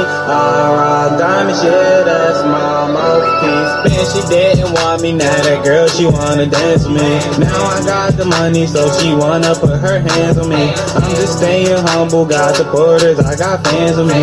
Headed to the top, watch me get it from my family. I can't let nobody hold me. I won't stop, I just keep going. I get money now, I can't show them. It don't stop, they keep on snowing. They tell me they love it, I gotta keep going. They know they can't touch it, like I just be floating. They seeing the vision of money keep growing. I don't have to mention, I put it in motion. The money like water, it feel like an ocean. I feel like a hoarder, the way it be stung. They thought it was funny, now I just be joking. I put it together, I mix it like potion. Word. I'm going, yeah, I'm the closest to the top, you can't approach it. I can't let them break my focus. You didn't have none yet, I noticed. Found my way, so I just wrote it. On that bus, don't need no token. Green Lake Hawk just called me Hogan. It's gon' work, so I feel golden. I won it, so I gotta score it. It's raining, I'm making it pour. Okay. A hundred, I feel like a boy. Got money, but I'ma get more. I'm walking the sky with the force. I'm shining my light like a torch. I want a Ferrari, a Porsche. The one that look great with the horse. Shining like a medal, I don't rock braces. Going number one like I switch places. Got rocket power, go up like spaces. Time to get the money, I'm not gonna waste it. Man, she didn't want me, now that girl, she wanna dance with me. Now I got the money, so she wanna put her hands on me. I'm just staying humble, got supporters, I got fans with me. Headed to the top, watch me get it from my family. I can't let nobody hold me. I won't stop, I just keep going. I get money now, I can't show them. It don't stop, they keep on snowing. Yeah. Woo. Hey. I'm feeling good, yeah, I'm feeling great. I know people love it, I know they gon' hate. And lately I'm eating like steak on my plate. I gotta keep going on, I cannot wait. Can't let nobody hold me. Won't stop, I just keep going. Get money now, I can show them it. Don't stop, they keep on. Then she didn't want me, now that girl, she wanna dance with me. Now I got the money, so she wanna put her hands on me. I'm just staying humble, got the borders, I got fans on me. Headed to the top, watch me get it from my family. I can't let nobody hold me. I won't stop, I just keep going. I get money now, I can show them it. Don't stop, they keep on snowing.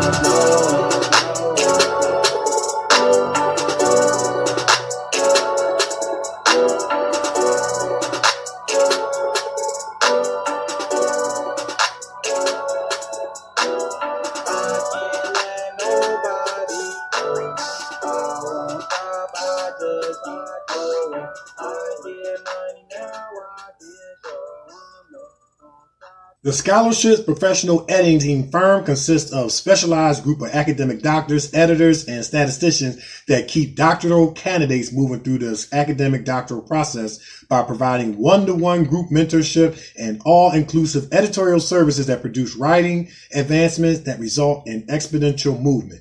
The scholars conduct line-by-line editing, proof and copy editing, university-specific format compliance, and substantiate done-for-you services on the following documents: doctoral thesis, dissertations, capstone projects, research studies, research proposals, research papers, and oral defense preparation and presentation. The scholars' professional editing group keep you moving. For more information on editorial services, our doctoral accelerated mentorship program, visit www.thescholarsedediting.com. Once again, that's www.thescholarsedediting.com, or contact Dr. Haynes at 281-315-6053.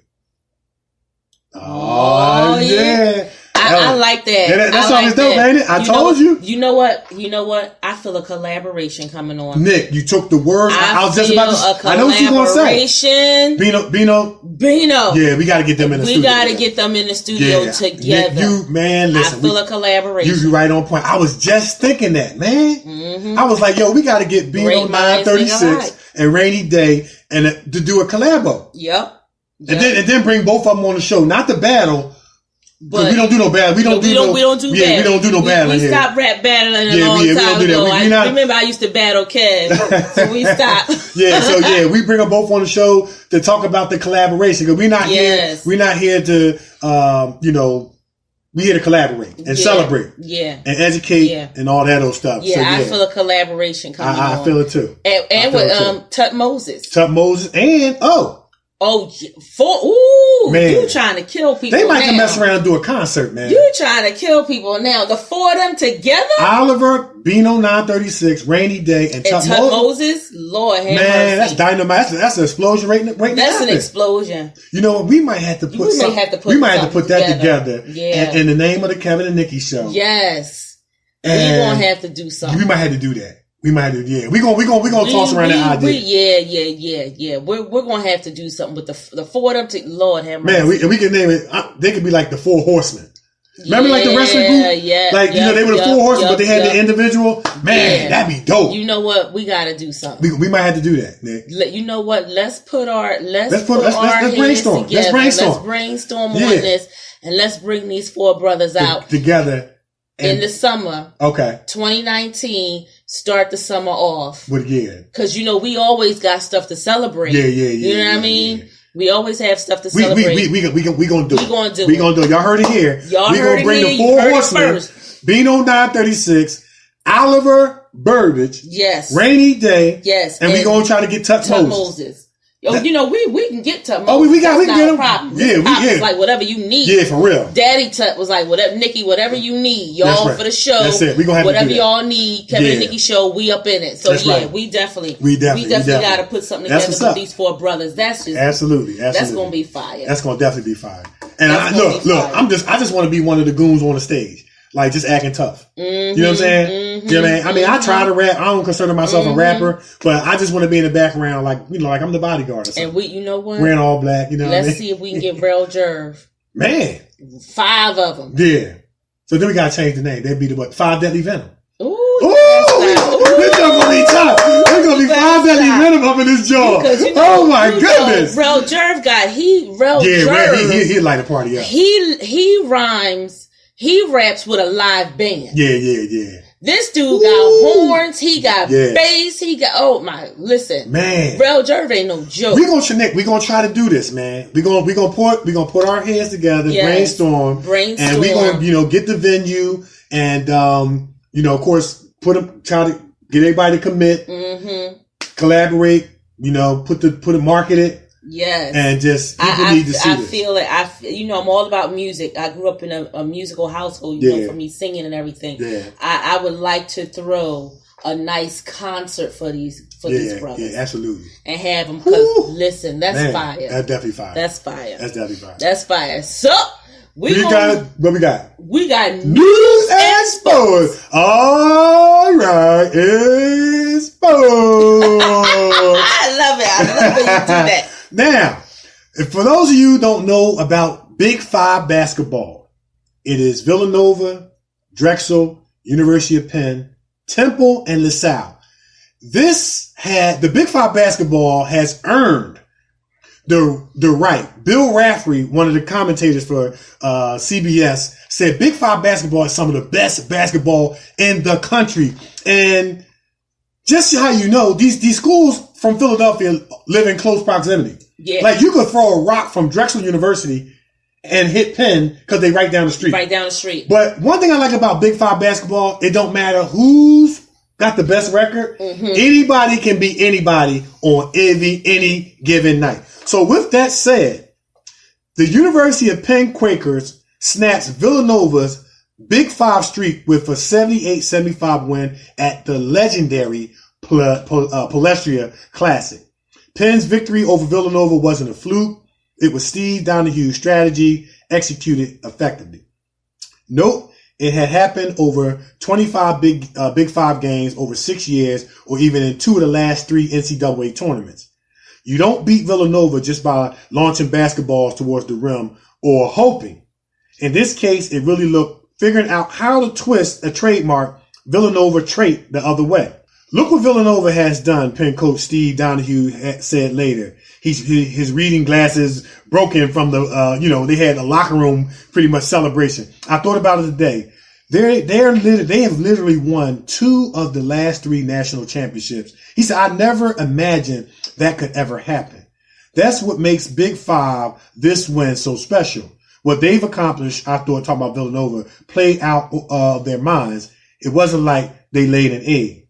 As 8,033 inside the heat of the Palestria saw it unfold Tuesday night, the Penn Quakers matched Villanova's grit, but did more. The Quakers grabbed an early lead, held it for all but a couple of minutes, withstanding charges.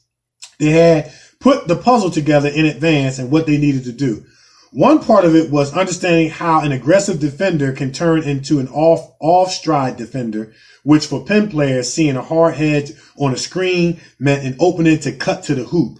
If Quaker big men have the ball and see this kind of action, they are experts at knowing what to do next. A lot of scouting and a lot of reading into what they do. Quakers big man A.J. Browder, one of those expert readers and passers, said about all of Penn's big men feeding cutting guards. And one of the strategies about University of Penn, they pass and cut like the Boston Celtics, man. If I can give you a comparable team. They blow up a lot of ball screens. They switch really hard. And I think that messed up a lot of the teams with what they wanted to do. You know what I'm saying? They can't do. So, the mental toughness and the poise to slow it down, see the floor. And what they do, when we see the team that is going to blow up a screen, we cut to the basket, cut to the basket, cut to the basket. We catch it. We take a look around. We take a deep breath. We go from there. You want to say Villanova is missing so many of their players who won those national titles. That's true, but that's how college basketball works. Enough are still here to know how they play these things, and the new guys are tough and taught what to do. I can't design it against Villanova, Donahue said of the offensive moves required because they jump so many things, they switch so many things. It's up to these guys. Penn players understood what was coming. There was constant reminders, not just for the coaches, but also from the players themselves at practice the day before, how Villanova would attack their screens. So maybe he couldn't read the box score, but Donahue talked about how growing up around here, this was what Big Five is supposed to be. Quaker senior guard Antonio Woods talked about the emotional journey he had been on since he got to this building as a freshman. A huge circle of life since losing a tough one to Villanova as a freshman. Browder talked about how they talked inside the locker room about nights like this being more than a hope or a goal. It's an expectation. To see how we're built, what we're made of, Browder said, this is why we're here, to do the things like win championships, break some streaks. And it was a phenomenal game. It was like a championship game for University of Penn. The crowd stormed. And shout out to Villanova. They got a great team.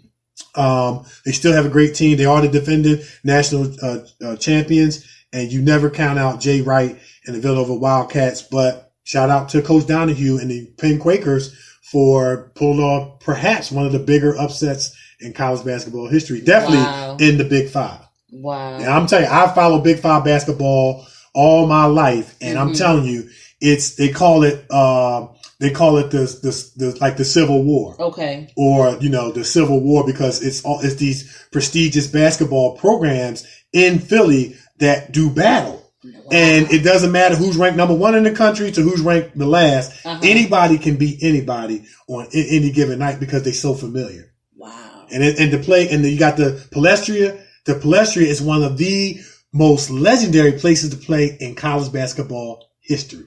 Wow. Yes, sir. Get out of here. Yes, sir. That's awesome. That's all I got for sports.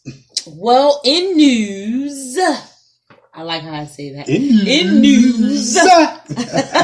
Because you got in sports. So I have to give myself. There you go. You got your in news.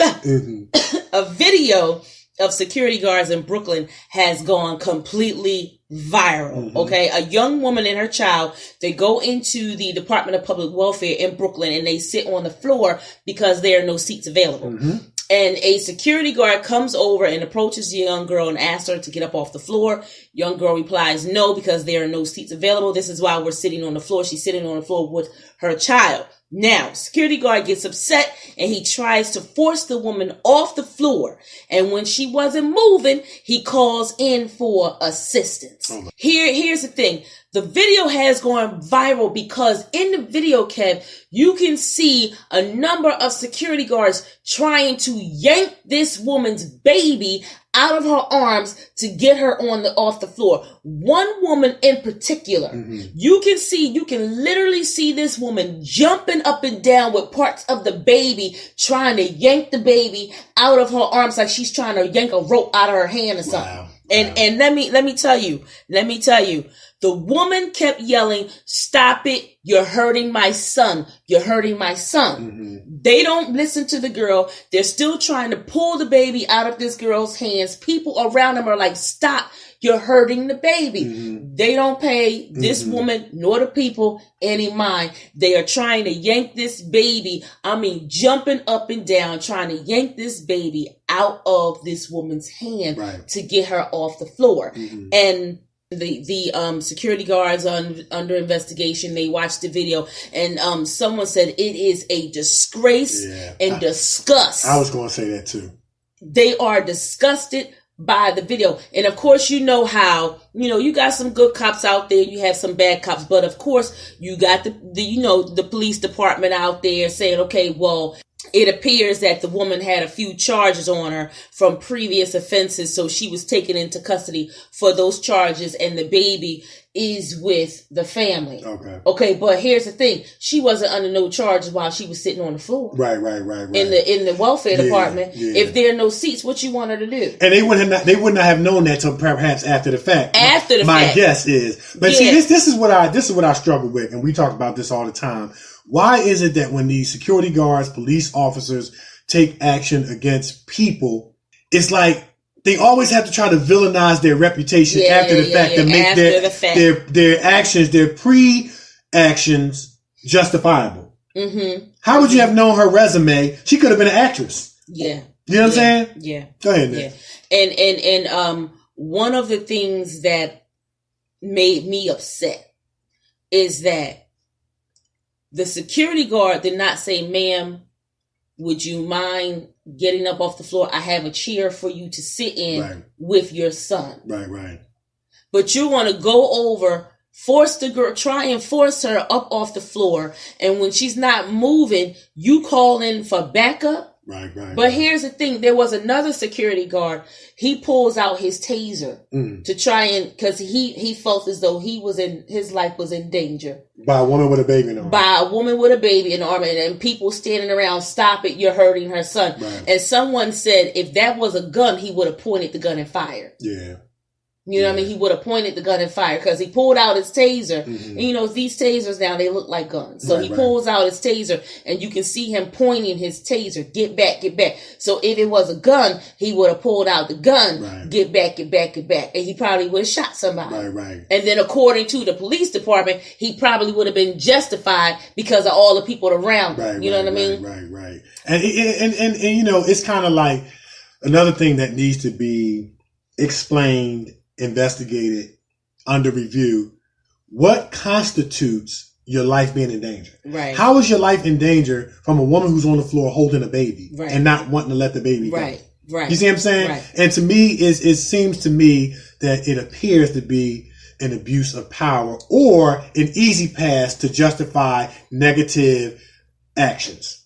And to your point, they had a former police officer on Fox 29. And do you know, I kid you not, he said the very same thing that you just said.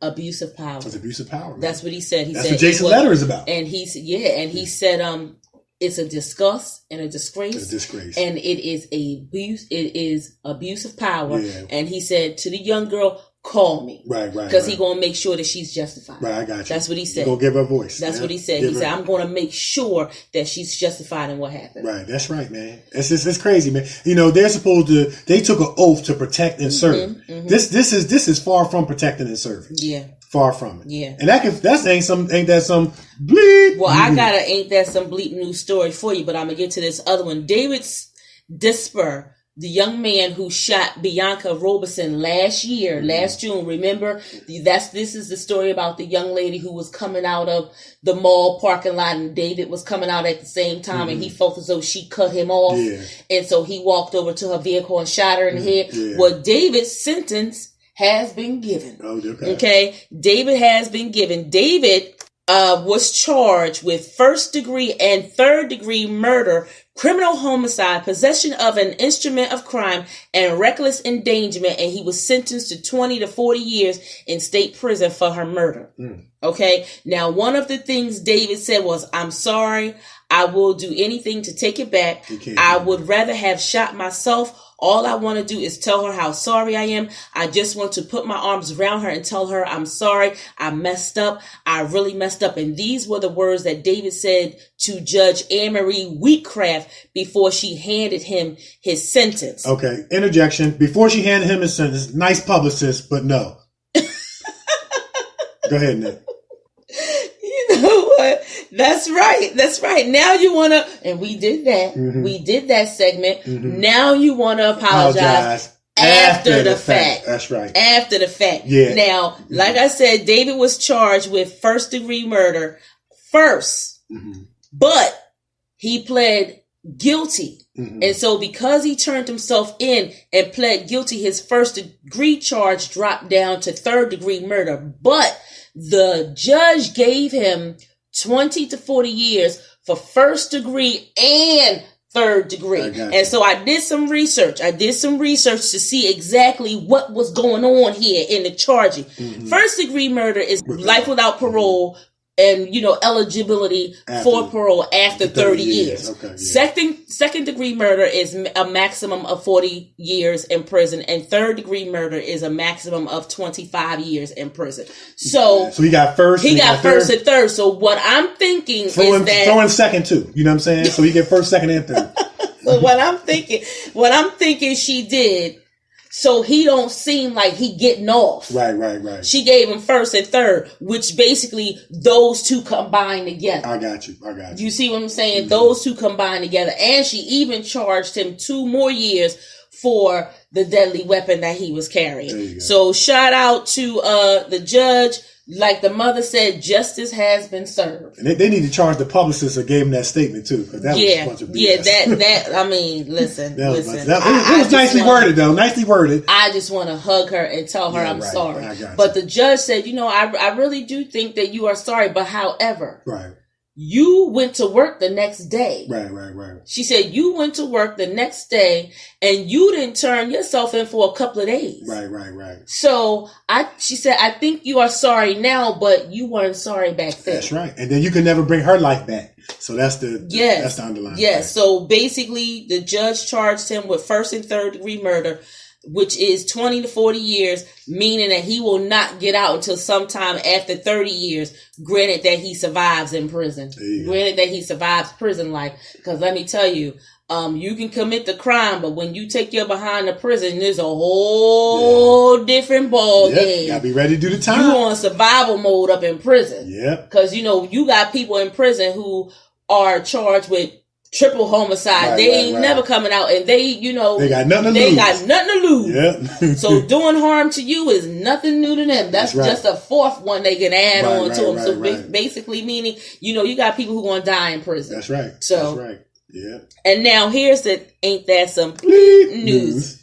Centonia Brown, a victim of sex trafficking, was charged and sentenced to 51 years in prison for killing Johnny Allen, the person who was trying to have sexual relations with her. Mm-hmm. Okay. Now, Centonia was 16 years old when she killed Johnny at the time. She killed Johnny in 2006. And she was sentenced for killing him in what she calls self-defense. Now, she said that Johnny became violent towards her after showing her his gun collection. And the lawyer for Johnny argued that Centonia was there to rob him. But the story was brought to light by PBS.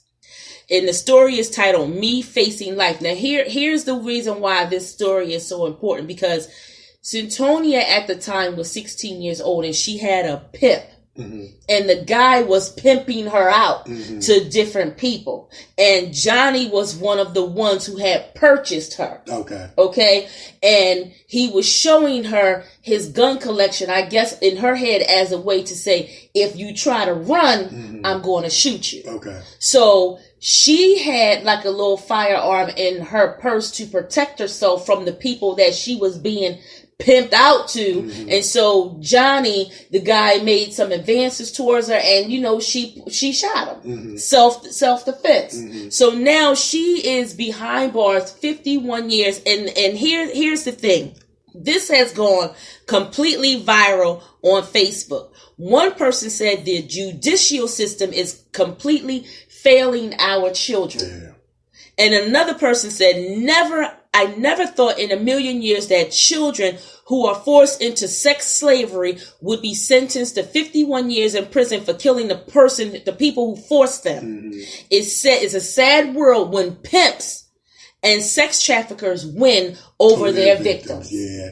And it's so sad because it just appears. And I think I remember you reported a story before about why are we giving these criminals like a second chance? Like if you got them on video, why are we giving them using up taxpayers' money to go through this various process? And it just seems like the system protects criminals more than it do the victims. And that's what it seems like. It's like they get the benefit of the doubt more than the people who are the victims, and and the people who are victims get villainized for protecting yourself or reporting wrongdoing and get re-victimized again. So here it is. She gets re-victimized by getting a sentence for protecting herself. Yeah. It's just a mess. Yeah. Man. It's a mess. It's a mess. At 16 though. Yeah. At 16. And I need to point out, at the time, Centonia was 16 and Johnny was 43. Yeah.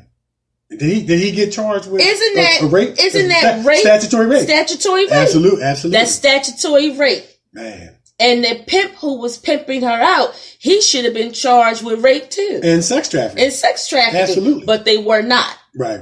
You know what I mean? Yeah. This girl is going to jail for killing somebody who is forcing himself upon her. Not the people who's been passing her around like a darn pinata. Right. You know what I mean? Yeah. Like a darn pinata. Yeah. They get no time. Right. That's a shame. It is a shame. So, you know, this is a story, and I heard that this is the young lady that Kim Kardashian went to the White House or something like that. Mm-hmm. I think I heard that this is one of the young girls she was trying to get off. I got you. Yeah, I think this is the one. I'm not sure. I'm going to do a little bit more research on that and find out. I think that this is one of the ones that she was also fighting for to get off, because this girl, she in there for the rest of her life. Right. Man, that's sad. She's in there for the rest of her life, and you know that's sad. Yeah. I tell you, it's just that's sad, really man. sad. It's just sad, man. And you know, a lot of one of the highest crimes that go underreported is rape. It's rape. It's one of the highest crimes that goes underreported, and people get re-victimized, for reporting it, not being believed, and these perpetrators getting off scot-free. Yeah. That's sad. It really is sad. That's some bleep right there. That definitely is ain't this some bleep news? That's some bleep. 51 years though? Yeah. Come on. Yeah. For protecting herself? Wow. Come on. Against a rapist? And you have people who have committed lesser crimes on purpose that have gotten less time than that. Come on, man. Yeah, it's just come on. Yeah. It's just sad. Yeah. It's sad. Yeah. Well, we're going to take a break. Yeah, and we're going to play another song from Rainy Dae. Yes, we are. Yeah. It's a rainy day week. Yeah, it sure is. Yes, it's a rainy day week. So this is the Captain Nikee Show on iHeartRadio and all across the world. And y'all going to really dig this next song. Check it out. Rainy Dae. Yeah.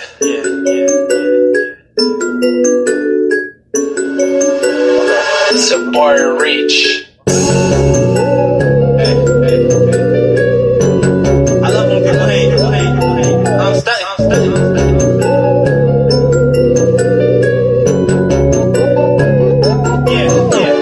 People hate me while I sit at the top. They gon' love me cause they know I won't stop. And if they don't, then I know they gon' watch. Watch me elevate like waiting on stocks. I'm just too cold like icy, I'm hot. I'ma stick the music way at the top. Please don't fall asleep, no pillows and cots. Platinum plaques and money, I want a lot. People hate me while I sit at the top. They gon' love me cause they know I won't stop. And if they don't, then I know they gon' watch. Watch me elevate like waiting on stocks. I'm just too cold like icy, I'm hot. I'ma stick the music way at the top. Please don't fall asleep, no pillows and cots. Platinum plaques and money, I want a lot. I'm making something dope, but I don't use pots. I just keep it moving now that I'm hot. Road to being rich, I had to make stops. All I see is on they mad cause I'm not. My mom and dad say gon' pass no retire. I go and get the money, I'm not for hire. You're running out of time, I watch it expire. They sell a hope it's I'm not a buyer. Man, I know flow easy like the water from a spout. I don't really need a child when I go, I pour it out. I had the plants on my head in the clouds, but ice in the rain, make it snow in the south. People wanna dream, but don't wanna make it happen. I'ma make it through my songs, I'm living, make it platinum. People really only hate it cause they knew that I been snapping. And I knew that I would kill it when I really started rapping. I would kill beats on sideshow Bob, man, I'm the best, I can't be top. But I won't get lazy, my target locked. Why people wanna hate, they can't be stopped. No, I always switch, I be having people guessing, man. People always waiting, but they gotta learn a lesson. I just wanna get the money, that's the balance I be checking. And I know that I'ma get it, so I'm watching when I'm stepping. Give me a second, hold up, give me a second. I know people love me cause I'm humble, when I'm stepping, hey. People hate me while I sit at the top. They gon' love me cause they know I won't stop. And if they don't, then I know they gon' watch. Watch me elevate like waiting on stocks. I'm just too cold like icy, I'm hot. I'ma stick the music way at the top. Please don't fall asleep, no pillows and cots. Platinum plaques and money, I want a lot. People hate me while I sit at the top. They gon' love me cause they know I won't stop. And if they don't, then I know they gon' watch. Watch me elevate like waiting on stocks. I'm just too cold like icy, I'm hot. I'ma stick the music way at the top. Please don't fall asleep, no pillows and cots. Platinum plaques and money, I want a lot. People want this shit but don't wanna take it. I'm just gon' keep shining, don't make it or break it. No, I'm getting money, I look at the faces, but people be hating, I know they be faking. I just shoot up when my haters keep shrinking. I just need the money like what are they drinking? One puff for the chips like the sin they be thinking. And I get it just so my phone just be ringing. I let it ring, but I keep some flavors. I'ma get cash, get a bill like hay bells. I'm just too cold, I'ma spit it till my face tells. Smooth like ice, man, I wonder why I don't help. I could beats get big, no sell. Any bird get the worm, you looking like a snail. No, I don't make wishes, money wasted than a what. And I eat it up while you lean up on rails. People people who hate and waited, but they won't admit it. Face it, don't care for no limitations, so I'ma go get it, take it. I put in time, so I know I'm not lucky. I'm so fond of money like Rainy with Duckies. I know that they love it, how Ra1ny can touch me with beats and I'm afraid it's like cause I'm not tight. People hate me while I sit at the top. They gon' love me cause they know I won't stop. And if they don't, then I know they gon' watch. Watch me elevate like waiting on stocks. I'm just too cold, like icy, I'm hot. I'ma stick the music way at the top. Please don't fall asleep, no pillows and cots. Platinum plaques and money, I want a lot. People hate me while I sit at the top. They gon' love me cause they know I won't stop. And if they don't, then I know they gon' watch. Watch me elevate like waiting on stocks. I'm just too cold, like icy, I'm hot. I'ma stick the music way at the top. Please don't fall asleep, no pillows and cots. Platinum plaques and money, I want a lot.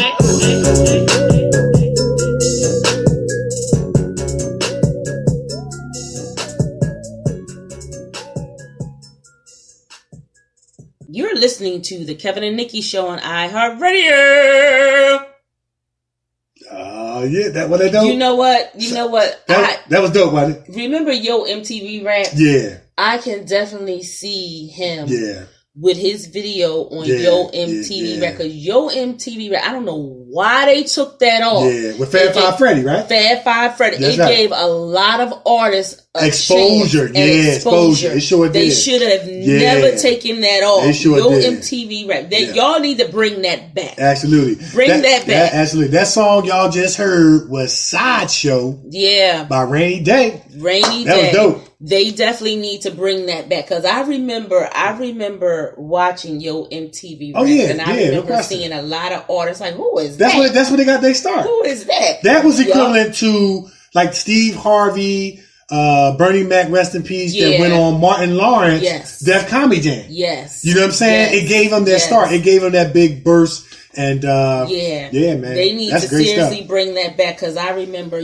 coming home with, playing my musical instruments and always watching Yo MTV Rap to see the hottest artists up there, along with Mr. Rogers and stuff like that. Mr. Rogers. Oh yeah, no question. Mr. Rogers was that dude. I don't care what nobody says. Mr. Rogers and Sesame Street. I remember those days. I grew up watching that. We grew up on the street. Sesame Street. You know what I'm saying? They definitely need to bring Yo MTV Raps back, because a lot of artists, like you said, Kev, got their start right on that show. Absolutely, man. Absolutely. And who knows, man? Maybe Rainy Dae coming on the Kevin and Nikee Show would be something to help them get that big exposure. Yeah, you know what I mean? Definitely need to bring that back. Absolutely, definitely but I hear need to you. bring that back. So now it is time for my favorite part of the show. It's time for What's Bothering Nikee. What's bothering you, Nick? Man, Kev, nothing bothered me. Isn't that crazy? No, that's not crazy. Why they gotta be crazy? Because that's a blessing. That's a blessing. When you come through a day and ain't nothing bothering you, that's a blessing. Nothing bothering me, you guys. It's been a very busy week. Yeah. Going over scripts, getting ready for different things. So that's where my head has been. So I've been ignoring people again and ignoring stuff again. There you go. I've been. So what would you title your What's Bothering Nikee segment? I'll be back next week. I'll be back next week. What's Bothering Nikee gonna be back next week, because something's gonna be bothering me next week. But because it's been exciting. It's been busy, but it's been exciting. Yeah, busy journey. Coming off of getting these awards and different things like that, getting ready for that, emergency landing on Comcast, and finding out that emergency landing is on Comcast. We thought it was on one thing, and then we get the news that it's on Comcast, and it's bigger, bigger platform. That's right. That right there trumps what's bothering. Yeah, there you go.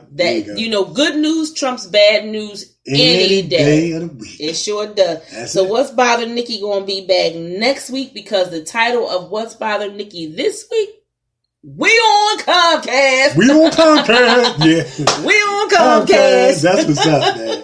And that's every actor's dream. That's it right there. That is it right there. That's it, man. We on Comcast. That's it. That's it. So technically, I gotta write this down. Yeah. We on Comcast. We on Comcast. Yeah. Yes, we on Comcast and we on Stars. That's it. Yes. Oh, and Jason Letter comes back on, I want to say December 20th. See, look at that. They looping that joint. Yeah. Look at God. Want to do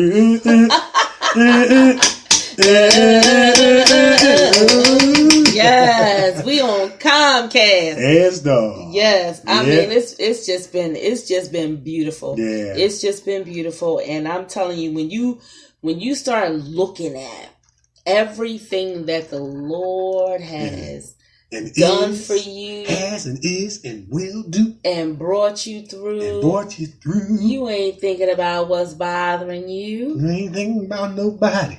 You know. Well, that's right. I know you're right about it. You ain't thinking about what's bothering you. I mean, the Lord has been totally. He's been good, man. He's been good. Yeah, he's truly. And you know what the exciting, scary thing, and this is a scary thing we definitely want to experience. We're looking at the level that we've been blessed, and to know that it goes higher and gets better. Mm-hmm. That's an exciting, scary we want to experience. Yes. You know what I'm saying? And you know, it's so funny. You know, we got the show going to Rainy Dae, but and we are putting out Rainy Dae's music. But if there's one song I can put out, I'm going to do it next week. I'm going to do it next week, but I'm not going to do it this week because this week is Rainy Dae's week. It's this one gospel song where the girl was like, he's been good to me, and I love him. He's been good to me. I love him. I love him. I love him. I love him. Remember that song? When I look around at all of my blessings, he's been good. And then she go, yeah, he's been good. I know your father know that song.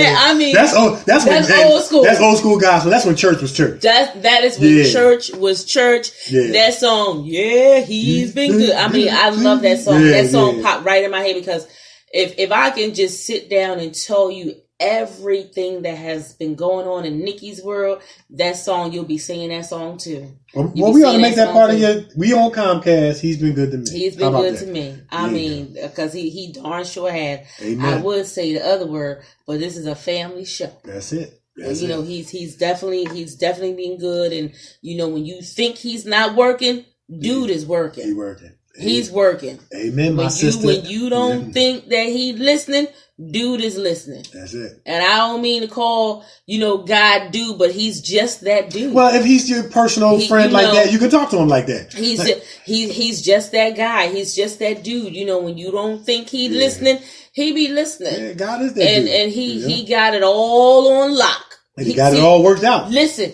He's one of the ones you need to have in your circle. Yeah, for real. I'm trying to tell you. He needs to be the head of the entourage. Exactly, because he just works that stuff out. Yeah. You be trying to figure it out. Like the song say, why you trying to figure it out? He already got to work it out. That's it. I mean, he got it like that. And I mean, if we took the time out to just listen, pay attention, and do what he say, we wouldn't be in all this mess. Yeah. We wouldn't be in all this mess. We wouldn't be in all this mess. All the people that we got around us wouldn't even be there if we just listened to them. Come on. That's it. That's it. So y'all can send y'all donations to the Kevin and Nikee show. We're going to take up an offer for Nick. No, that was good though. You right on point. That's all I got to say. That was enough. Don't wait until you get into something and be like, oh, Jesus. No, call on him all the time. Right. Call on him all the time. I guarantee you, he keep you from some stuff. Yeah. He keep you from some stuff. He remind me of one of the people that's like this. Right. Got their hands out. Forever got their hands out trying to, block you from different stuff that you don't even see coming for you. Yeah, remember the language in church they say, when them preachers, them deacons would get up there and pray, Lord, we thank you for protecting us from danger seen and unseen. Bringing us along the highways and byways. I'm still trying to figure out what the byways are. But anyway, we got the message though. We knew what the highway was. What was the byway? Well, that was a highway that was by the highway? You know what? I'm trying to tell you. See what I go through in the studio? He said, what are the byways? Church work always got to rhyme something, man. But you know what? That's true, though. That's true, though. Yo, you get the message. Where the byways come from? Yeah, what is that? Byways? And then here was the other one. The other one was thanking the Lord for standing here being clothed and in my right mind. What is the right mind? See, people used to mix and say clothed in my right mind, or was they saying clothed as far as having clothes on and in my right mind? Some would say clothed in my right mind, like my mind is clothed in its right state. You know, it's one of them things that make you go, Yeah, man. Yeah. Wow, that's all. That's all. That was good, Nick. That was good. All I got. That was good stuff. That's it right there. We on Comcast, and he's been good to me. That's it. That's it. All right, so we got another Rainy Dae song coming up, and this one is called Platinum and Gold. Platinum and Gold. I like this song because it talks about his perspective of where he's going and where he wants to be. Check it out.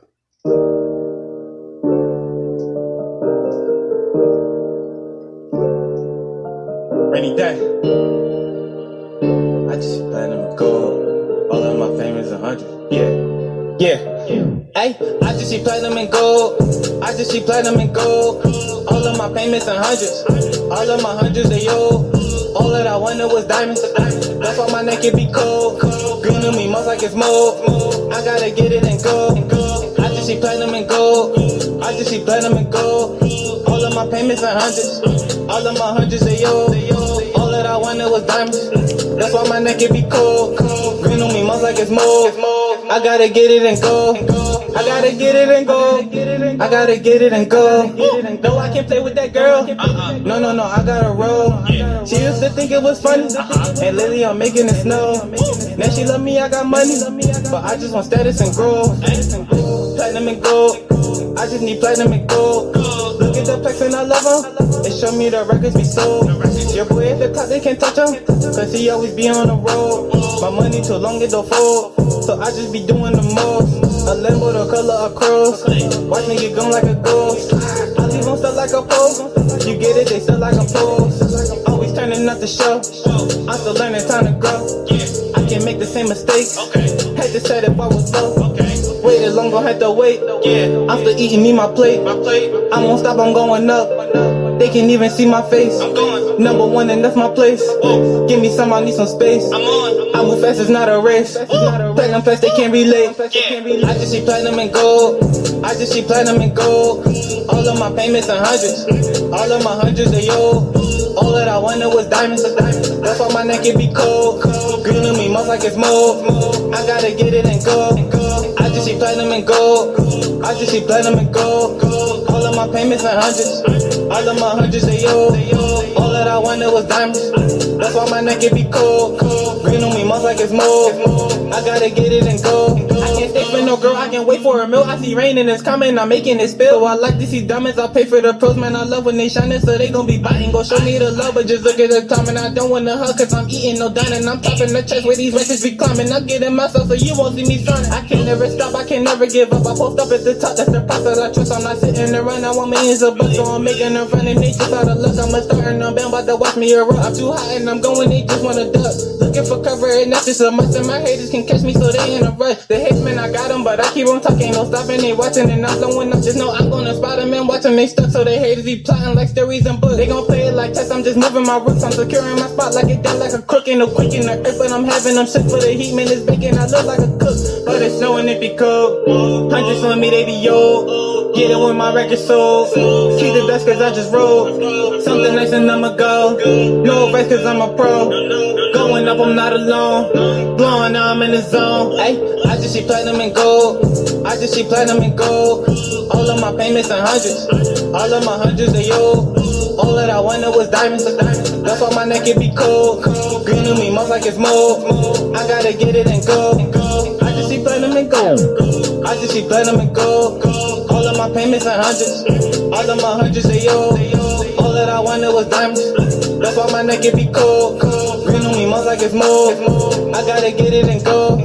I just see platinum and gold. I just see platinum and gold. All of my payments in hundreds. All of my hundreds they owe. All that I wanted was diamonds.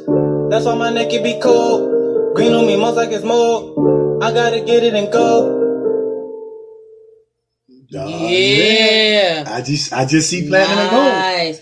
Now platinum, gold is big, but when you go platinum, that's the highest. That's the highest. That's like that crazy. Means you done sold some records. You done sold some stuff. Yeah. But I mean, I like that hook.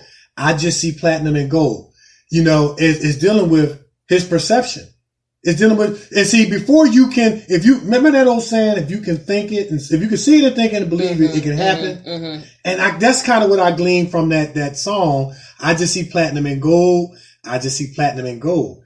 And before you can get there, you got to see it first. You got to envision it.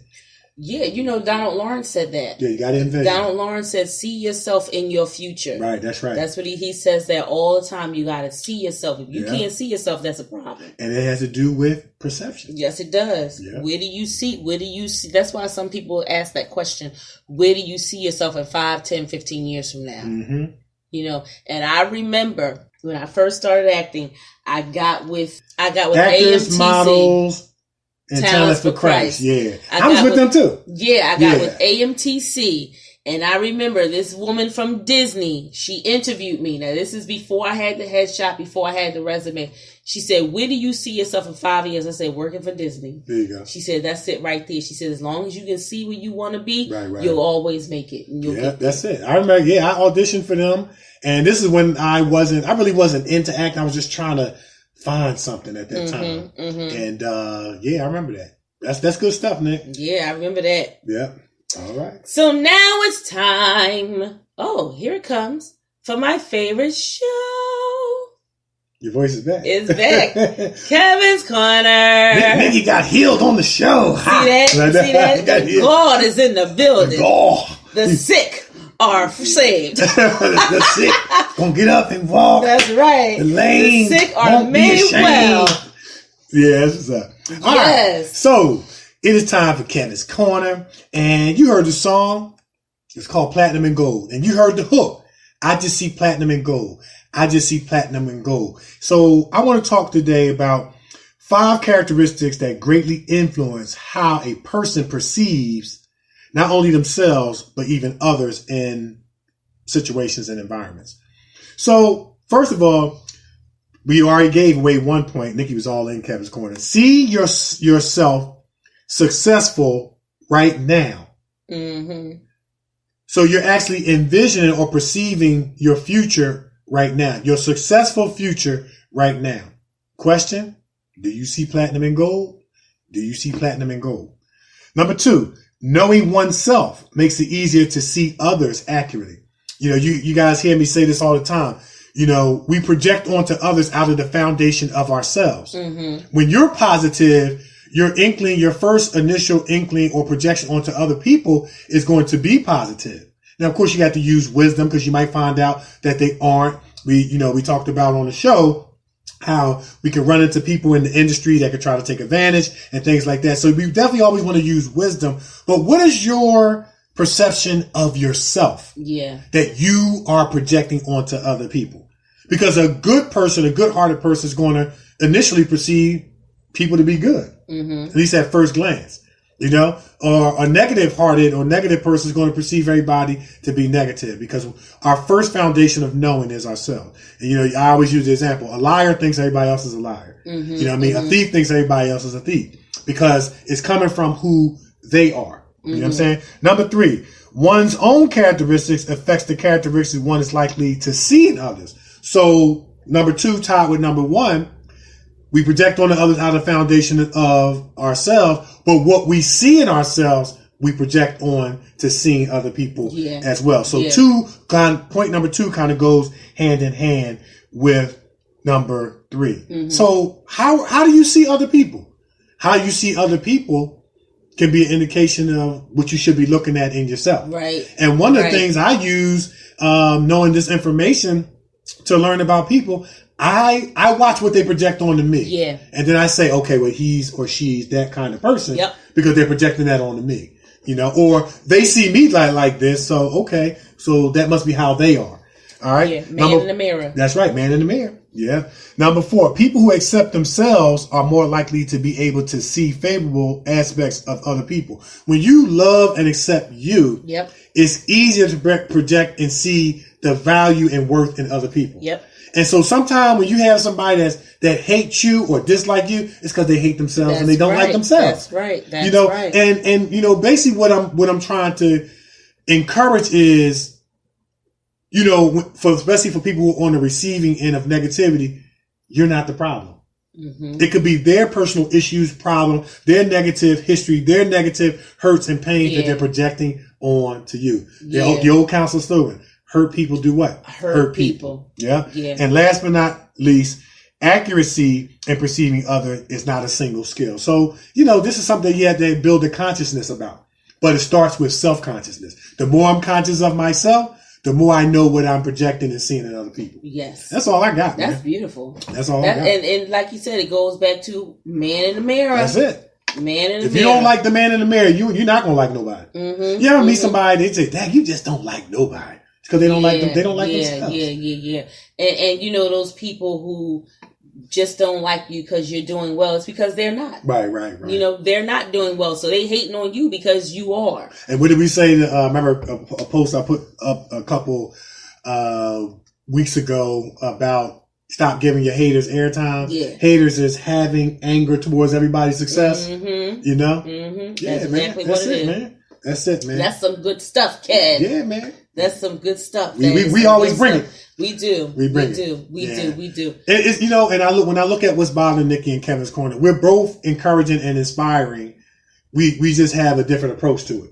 You know what I'm saying? We're both encouraging, inspiring, motivating, correcting, challenging. Yep. We're just doing it a different way, but it's all in the name of encouragement. All in the name of encouragement. And just wanting to make people better. We want to get better as people and actors and actresses and everything we do, because they say the minute you stop growing, that's the minute you die. Yep. The true walking dead are those that don't have a dream, goal, and aspiration, and those that have stopped learning, growing, and developing. It's a lifelong process. And I'm telling you, it's a lot of walking dead people out here today. That's right. And you know what walking dead people, they project on, they see you as the walking dead and want to project their walking dead mentalities and heart sets and behaviors on the other people. That's right. Hey, we got the information, let it bounce off our chest like Superman. That's right. That's right. That's how that go. That's it. Well, that's all I got. It's been another great show. It has. We got to send a shout out to all of our listeners all around the world. Thank you guys so much, man. Thank you. For just tuning in every week and following us. And we just want to say thank you from the top, middle, and bottom of our hearts. We do what we do for you. And as long as y'all keep tuning in, we're going to keep bringing you hot celebrity guests, good conversation, news and sports with bothering Nikee, Kevin's Corner, hot music like Rainy Dae. Yes. Hot like fire. The many adventures of Kevin and Nikee, and so much more, man. Ain't there some bleak news and much, much more, man. Yes, and we just love that you guys are taking this journey with us. Yeah. We love it. We love it. Yeah, we love it. We love having you aboard the Kevin and Nikee train. That's it. Part of the Kevin and Nikee Show family. We love it. Yeah, thank y'all guys, man. Supporting us and showing us a lot of love. And hey, we just want to let you guys know that it's not going unseen. And we feel the love. Yes, we do. Yeah, so we're going to put it out there? Yep, put it out there. You go first? Okay, I'll go first. Oh, bless your heart, sugar. So you sound like that old school grandma. Bless your heart, sugar. I'm actress Nikee Warren. You can find me on Facebook, Nikee Warren, on Twitter, at Nikee Warren, on the gram. Hello, I'm Nikee. That's spelled HELLOIMNIKEE. If you have any questions, comments, concerns regarding our show, hit us up, the Kevin and Nikee Show at yahoo.com. Yahoo! Send us an email if you have any questions for Rainy Dae and this awesome music that we have featured on our show today. Or you want to book them? Yes. Hit us up, the Kevin and Nikee Show at yahoo.com. We will read it to him, get the answer, read it back, and like I said, your letter can be featured on our show. And check out our YouTube pages. We got YouTube pages. Actor Kevin D. Benton is on the tube. Yes, sir. Is on the tizzy. Check him out. And also, listen, I told y'all, check out that video that Kev got up there being a drunk man leaning all over with one shoe on. With my wine bottle. You know, I got to have a wine bottle. It is funny. It is funny. It is funny. It is funny. Check him out. I'm trying to tell you, listen, you can check out Kev on YouTube. You can check out Kev in Jason's Letter, and you can also check out Kev in Emergency Landing. You're going to see for yourself why this man is best award, multi-award winning actor. You're going to see for yourselves. I guarantee you will not be disappointed. Yeah, thanks, Nick. Yeah, I'm trying to tell you, you up. will not be disappointed. Check out my YouTube channel too. You will not be disappointed in me either. Actress Nikee Warren on the tube. Yes, sir. Well, I'm actor Kevin D. Benton. You can find me on Facebook, Kevin D. Benton, on Twitter at Kevin D. Benton. Nick already put the YouTube stuff out there, man. Check us out. Follow us. Well, we know you follow us, but we want to just thank you guys so much. And look, I'm just I couldn't have asked for a better journey, man. Listen. And you know, it's just been so awesome. We're so thankful, so grateful for every opportunity. And we're extending opportunities to others, whether through acting or through the show and things like that. And yeah, check out my talented sister, man. She can go, man. Listen, I'm gonna tell y'all, we've been in a lot of projects together.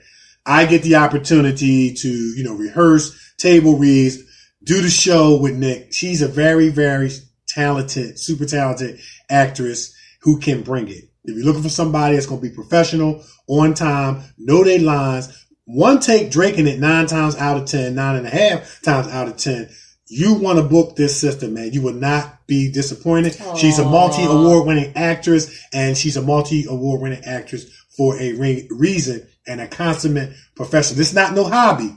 It's not a hobby. This is a profession for her, and she takes it very, very serious. And it's just, sometimes what we need is just that opportunity. That's it. You know what I mean? That breakout role to set it all up. Yeah. But in the meantime, you can catch her on Jason's Letter, which is looping like crazy on the Stars Network, and you can catch her in Emergency Landing. Y'all gonna feel this scene and her character, man. She played it well. She played it well. She might have played it too well, you know what I mean? But she is the one that's going, get ready to set it off in that joint. Yes. Thank you, Kev. Yeah, it was great, man. We encourage each other. Yeah, that's it. That's what it's about. We encourage each other to do better and better and better and better. Like the late great James Brown said, every show he beats himself. Okay. Because he wants to keep getting better and better. So if he does a show today and has another show tomorrow, the show that he got tomorrow is going to be 10 times better than the show he did today. Yeah. Because he is always in competition with himself. And you know what? That's our attitude. Nick, you hear us talking about it on the show. After audition, we're critiquing our show. Yep. After we do a scene, we're critiquing ourselves. You know what I mean? Because we just, our approach to this, as we're thankful and grateful, is we just want to get better every day. Yeah. James Brown said every show is different.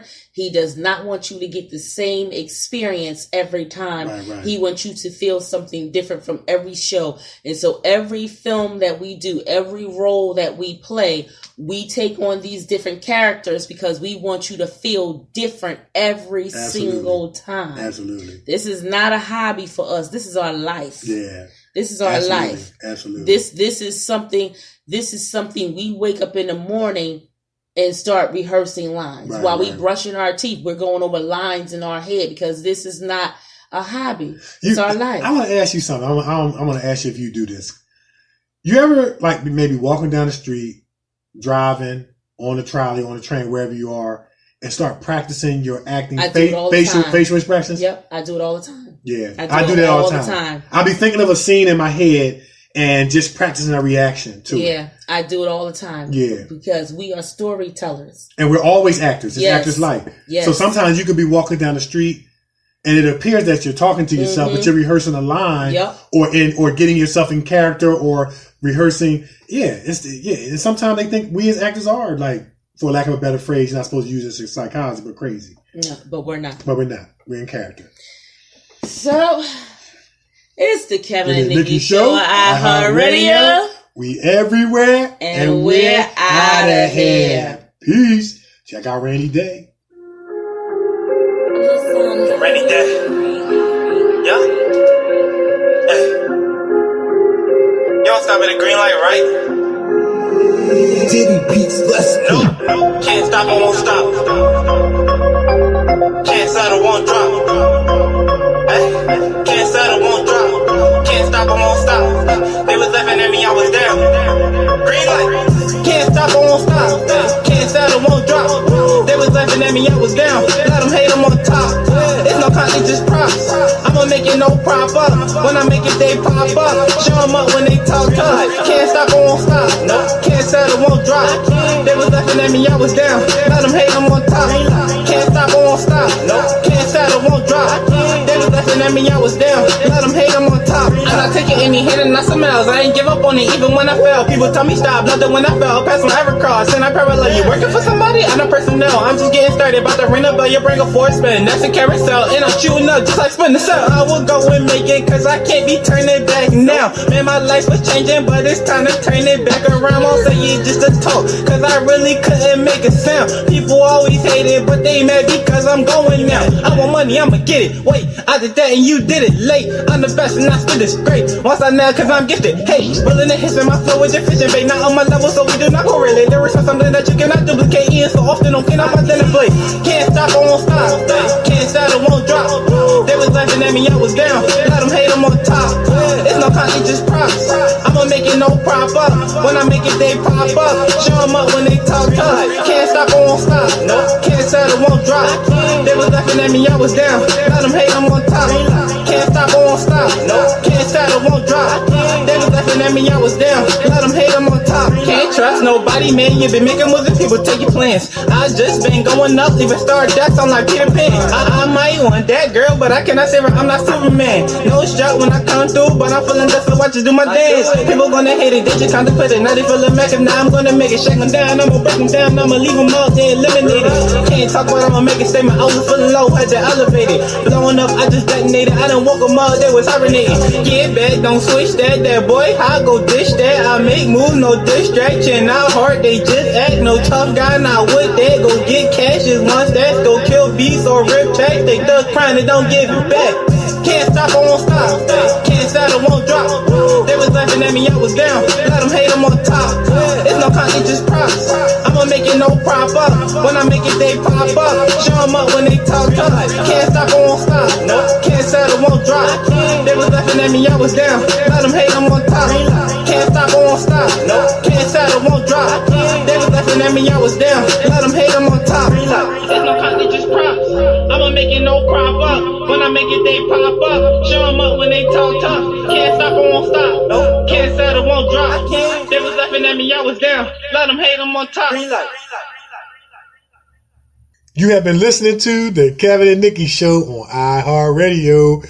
I know y'all was digging this.